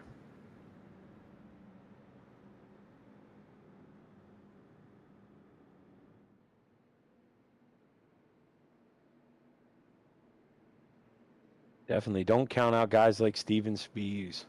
You know, Bob Light, yeah, he's in ninth, but he can do. I've seen him do crazier things. Cody Graham, I mean, he's dominated us all year in these asphalt cars. So a lot of guys back there are going to really try to make a charge with this draft, and we're not going to see patience. It's going to be thrown out the window.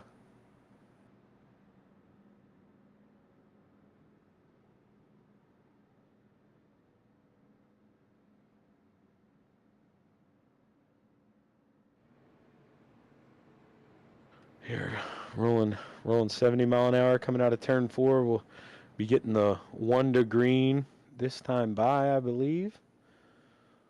You'll see the guys double up, and you're really gonna see you know, those guys in row 2, Tim Chapman and Preston Cramner. They're gonna have to get real good restarts. They don't want to let these front 2 just slot in line and walk away with it. You know, I don't know if they're considering working together, or you know, if they've talked to each other or not, but something's going to have to be done to break up these front 2. I mean, I imagine Massa will probably get a real good start here, try to float up in front of him, going down the straightaway, and then go down low in the turn and give Tim some pull back and then float back up in front of his teammate. That's probably the ideal scenario for him, but we'll have to see what happens. We'll have to see if Jake and Joe can stay 1-2, or if Preston or Tim can spoil the party here.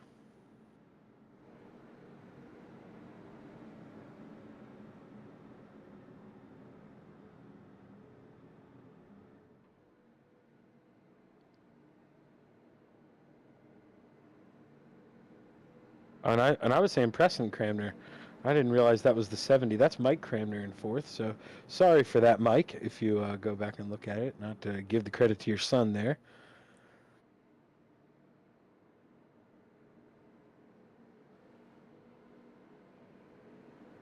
Yeah, that's another, the Mossow, they've got a father-son combo in there somewhere too. That's another thing everybody out there watching. This is, like I say, the league's a big family. Got a lot of, real family members in here together. And, if you're interested in doing any of that, father-son tandem, you got some brothers out there, hell, sisters. We don't care. We'll take anyone, anyone who likes to race good, hard, and clean. C2CRL.com. Always looking for new members.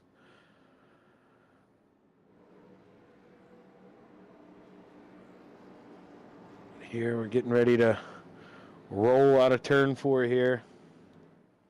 Gonna have to see if Jacob can clear Joe and see if they can get that tandem going back together again, because if they link up, they're gonna be real tough to beat here as we get ready for the first green-white checker attempt.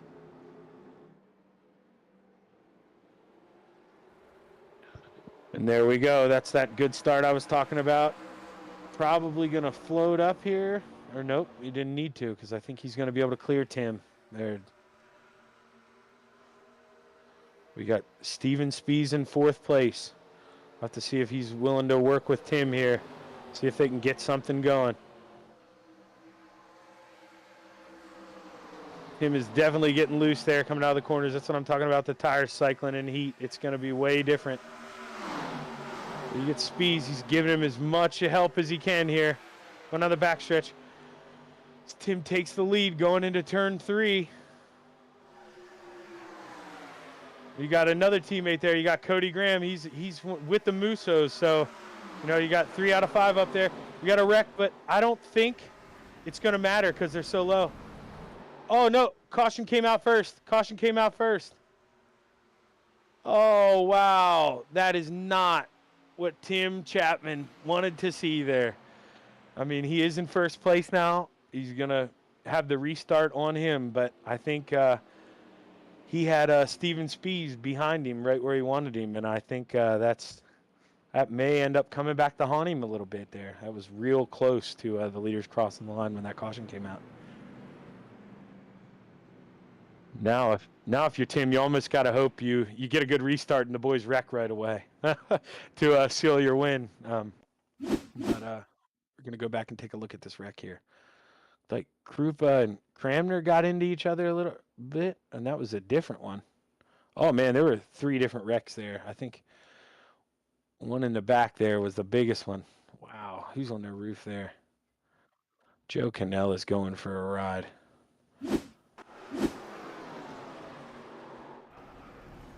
Yeah, he saw Cramner slow in front of him, and he tried to go up and didn't realize Jim was there, and nothing Jim could do about that. Jim's just trying to lift up for the wreck, too. And, that's a case of Joe just trying to get it, but the hole closed up.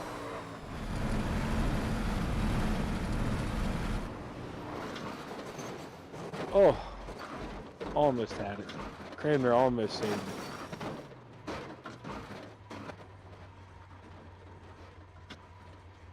Gonna take a look, I believe, here at Stephen Bixler's onboard camera.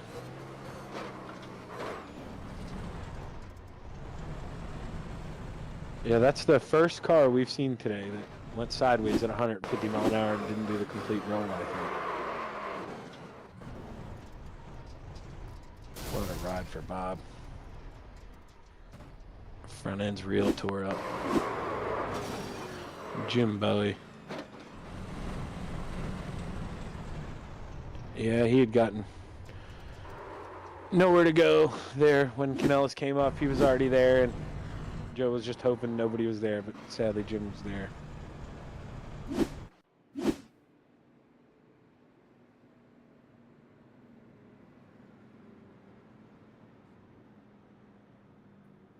Now, last green-white checkered attempt. Got Tim Chapman out front. Now, I didn't realize, I thought Spees was in 4th when the caution came out. So I think Tim is not in as bad of a spot as I was playing him off to be there. He's going to have, Tim, like I say, he's my father. He's not really part of Gambler, but he hangs out with us when he races. And, I mean, he's basically got a teammate in Steven behind him. So I imagine he'll have help until they're going through the tri-oval and Steven tries to win the race himself. So we'll have to see what happens here, what these guys decide to do. But they're definitely going to have to work together as the Moose Sow boys will be up top, and they'll definitely be working together.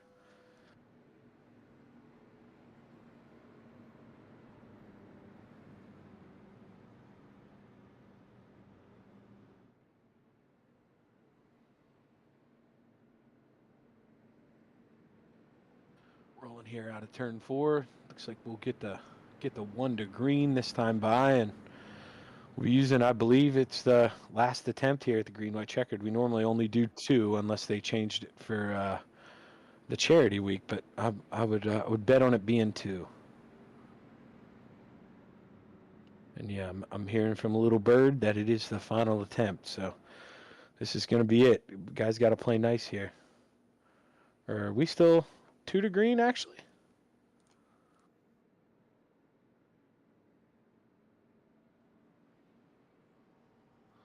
Lights are off on the pace car. I'm wondering if maybe they're making them go single file because they... Well, I can't even think why. Well, maybe they didn't get the full lap in, but still, that's a little weird here.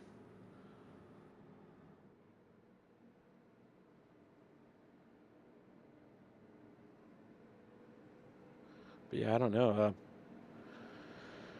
Definitely, this is tough. I feel like this maybe makes it as even as it can now. I mean, you definitely don't want to be the guy out front, but if you're Tim, you like the fact that the Moose Sow boys aren't linked up, and the fact that you're probably hoping Steven isn't gonna, help push that guy around you, and having that little bit of extra space, may help him a little bit, but we'll have to see. He's definitely, I think, with a single file restart here, like I say, he's gonna hope for that quick caution. But for all you fans out there, we're gonna hope it stays green.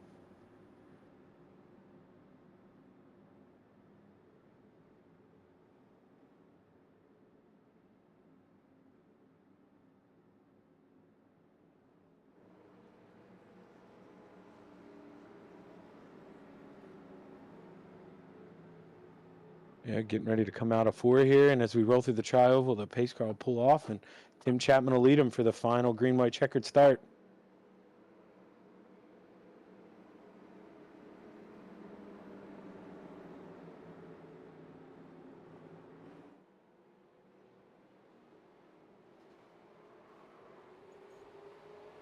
Oh, and that's exactly what Tim Chapman needed.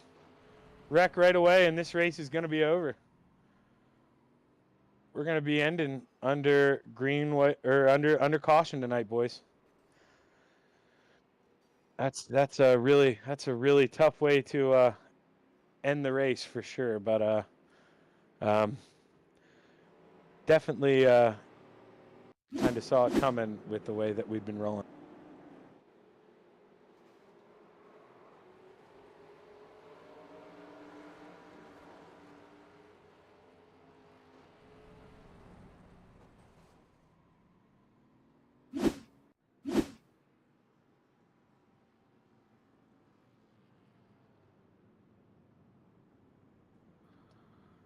Just definitely, well, we had some good racing tonight. Yeah, nobody likes to see a race finish under caution, except, like I say, I'm a little biased tonight, so pretty cool. My first night of broadcasting, I'm going to get to talk to my old man up here, but definitely would have liked to seen him earn it a little more and it run under green, but we had a lot of good racing tonight, and definitely looking forward to the 87s this year. Not so much the restrictor plates, because as we see, they can get wild, but I mean, it is a lot of fun driving the shoebox around and making it handle.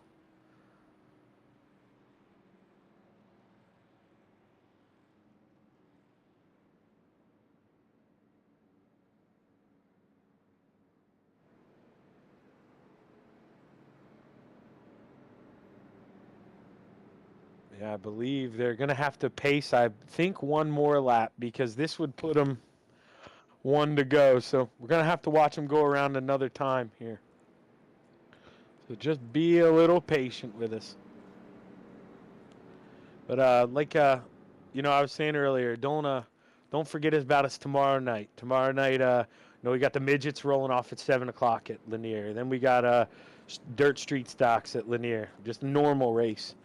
Then we have the street stock enduro, and then we're gonna throw out the demo derby at the end of the enduro. So make sure you stay tuned tomorrow night. I'm sure you saw the accidents tonight. You're gonna see some guys take some crap out on each other tomorrow night. So make sure you're there, and it's going to be the place to be tomorrow night here on YouTube at the Coast to Coast channel. I believe Joe White has the call tomorrow night with, and I might join him. I join him sometimes on Tuesdays, but I got a couple people I want to check off the list in that demo derby, so I'll be racing that for sure.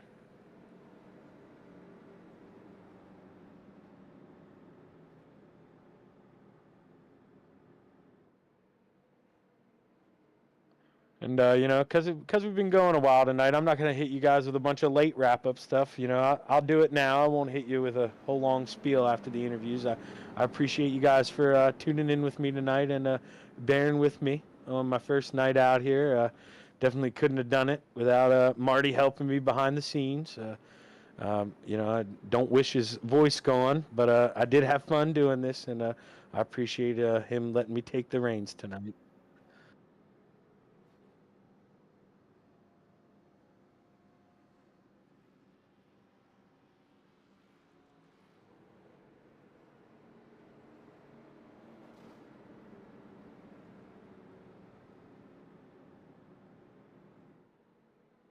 But here, coming out of 4, this is gonna set your final standings. We're gonna have Tim Chapman taking his first win here in the 87s. Jacob Mossow finishing second, and Steven Spies finishing third. Joseph Mossow finishing fourth. Cody Graham rounding out the top 5. Greg Boydell finishing 6th. Preston Cramner finishing 7th. His dad, Mike Cramner, finishing right behind him in 8th. Steven Bixler finishing, actually somebody pulled off. So Bixler's actually going to be 8th. Somebody pulled in the pits. They pulled a Mark Martin. They didn't finish the race, I think. So Roger Craig, he's going to finish 9th, and Joe Canellis is going to round out the top 10 for you.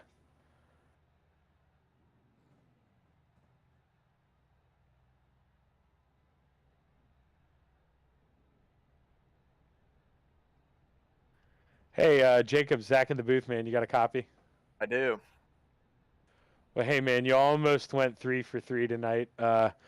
You looked like you had like you were going to be pretty tough to beat up there, but it just caution came out a bad time, and then my dad got lucky enough that didn't have to run it out green and had it hold off for him because is that your brother Joe, or is that your dad?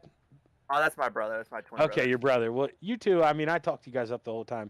Don't get much better drafting with you guys. You two, when you hooked up top, man, you were almost impossible to beat. The caution just came at a bad time for you.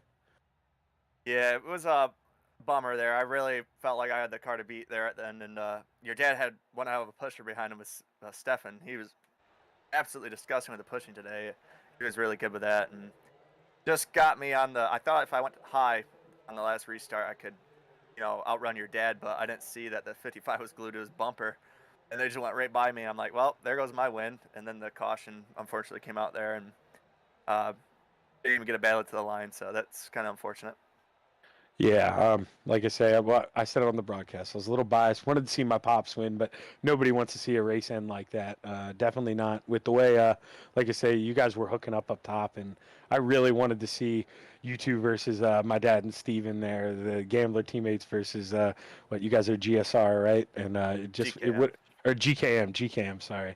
It would have been really nice to see you guys finish side by side at the line, 2 rows deep. But you got anybody you want to thank there on the second place finish? I'd like to thank all the boys at GKM Racing, Cody, John, Joe, and Eddie. You guys for a great broadcast, and Coast to Coast for a great league. Thanks, Jake, man, and congratulations. Almost went 3 for 3, dude. I was rooting for you a little bit to pull off that trifecta. Good job tonight. Thank you.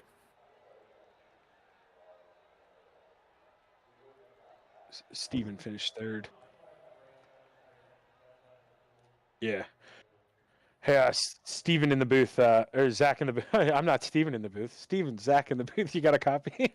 Yes, I also am now in the booth, so you're technically correct. That's true. Steven is in the booth now. Well, man, you got into it a little bit there with Preston when you were up towards the front, which he came on. If you go back and listen to it, he did apologize for. I pulled him up in the booth and he said he was sorry. But I feel like that put you guys on a really good pitch strategy. You pit just enough time to make it, and everybody else, it seemed like, had to pit after that. And before you know it, you were up in the top 5. And do you feel like that helped you out tonight? I have no idea what helped me out, but glad I finished up there. That last, I wish we would have got to finish that out under green. I think that would have been real fun, those last 2 laps. I was just told Tim, stay on the inside and I'll push you and we'll get as far forward as we can go. And, I kind of got to push him to the lead there before we got the prior caution. And, it was an intense, we only raced like a lap or something, but it sure was intense and the cars are sliding all around. So that was a good time. Yeah, I mean, that was, if you go back and look at it there, right when you pushed my dad to the lead, I mean, you guys were about, I want to say, 50 yards away from the finish line, and the caution just came out before you guys got the one to go. Marty and I weren't sure if it was going to run out green or not, but then we saw the caution light come up, and you definitely, my dad owes you one. You had a fast car. Anybody you want to thank there on the third place tonight? Yeah, I don't know if you got any good in-cars. I got a new sponsor on the back of the car, so we just want to give thanks to my new sponsor. We got the Gemstone Salvation Center and Baby Billy's Bible Bunkers, so everybody go check them out. Enjoy the new game on the Gemstone Network. I appreciate you throwing that inside joke out there. I'm laughing hysterically inside, and congratulations on the third place finish, Steven. Thanks. To anyone who didn't understand that reference, you need to get HBO Max and watch The Righteous Gemstones because it's one of the most hilarious shows on television. But hey, Tim, it's your son in the booth. Zach, you got a copy? Yeah, I got you. Well, hey, man, you look pretty good tonight. I mean, realistically, you kind of hung out in the middle and the back the whole time, just biding your time. And when that last big wreck came out, I saw you sneak by on the bottom, and it put you to second. So, I mean, you found yourself at the right spot at the right time, right? Yeah, right on. And I definitely couldn't have done it without Steven there at the end. He gave me that push I needed to get out front. Yeah, that's what I was just about to say next. It just seemed like Jake, he got a little bit too far out in front of his brother there, and it just let enough space for Speeds to get you to the front there right before the caution came out. You guys were really close to crossing the start-finish line before that caution came out. We thought you guys were going to finish out green, but I guess it ended up benefiting you. It's a shame that caution came out there at the end and you didn't get to race it out, but I'm sure you'll take a win. Yeah, definitely. It was a lot of fun. That would have been interesting that last lap for sure, because I know they had something up their sleeve, I'm sure. Well, congrats on your win tonight. And you got anybody you want to thank on your win? Like I said, Steven, and all you guys from Gambler Motorsports, let me in on your race chat and all. And for the sponsors who put this on. Well, congratulations, and hopefully we see you back in Victory Lane again this season. Man, I hope so. Thanks a lot. Yep, take it easy, Dad. Well, we saw a good night, good hard night of racing. Definitely hard night of racing. You saw in the Hawkeye Challenges, you get those different speed cars. You're going to get guys bouncing off each other, but they did a good job of pretty much being respectful and trying to get out of the way when they were the slower car. And we saw a lot of good battles all throughout the field tonight. And then the final race here, the 1987s, they showed the excitement they're going to bring. And, you're going to see a lot of wrecks in these till we figure them out. But I promise you guys, we are going to figure them out, and we'll bring you guys some good hard racing in these. But, from Zach here in the booth and Marty helping me out, just like to thank Coast to Coast for letting us put this on. And thank you for joining us on Monday Night Madness, and we'll see you again next week here.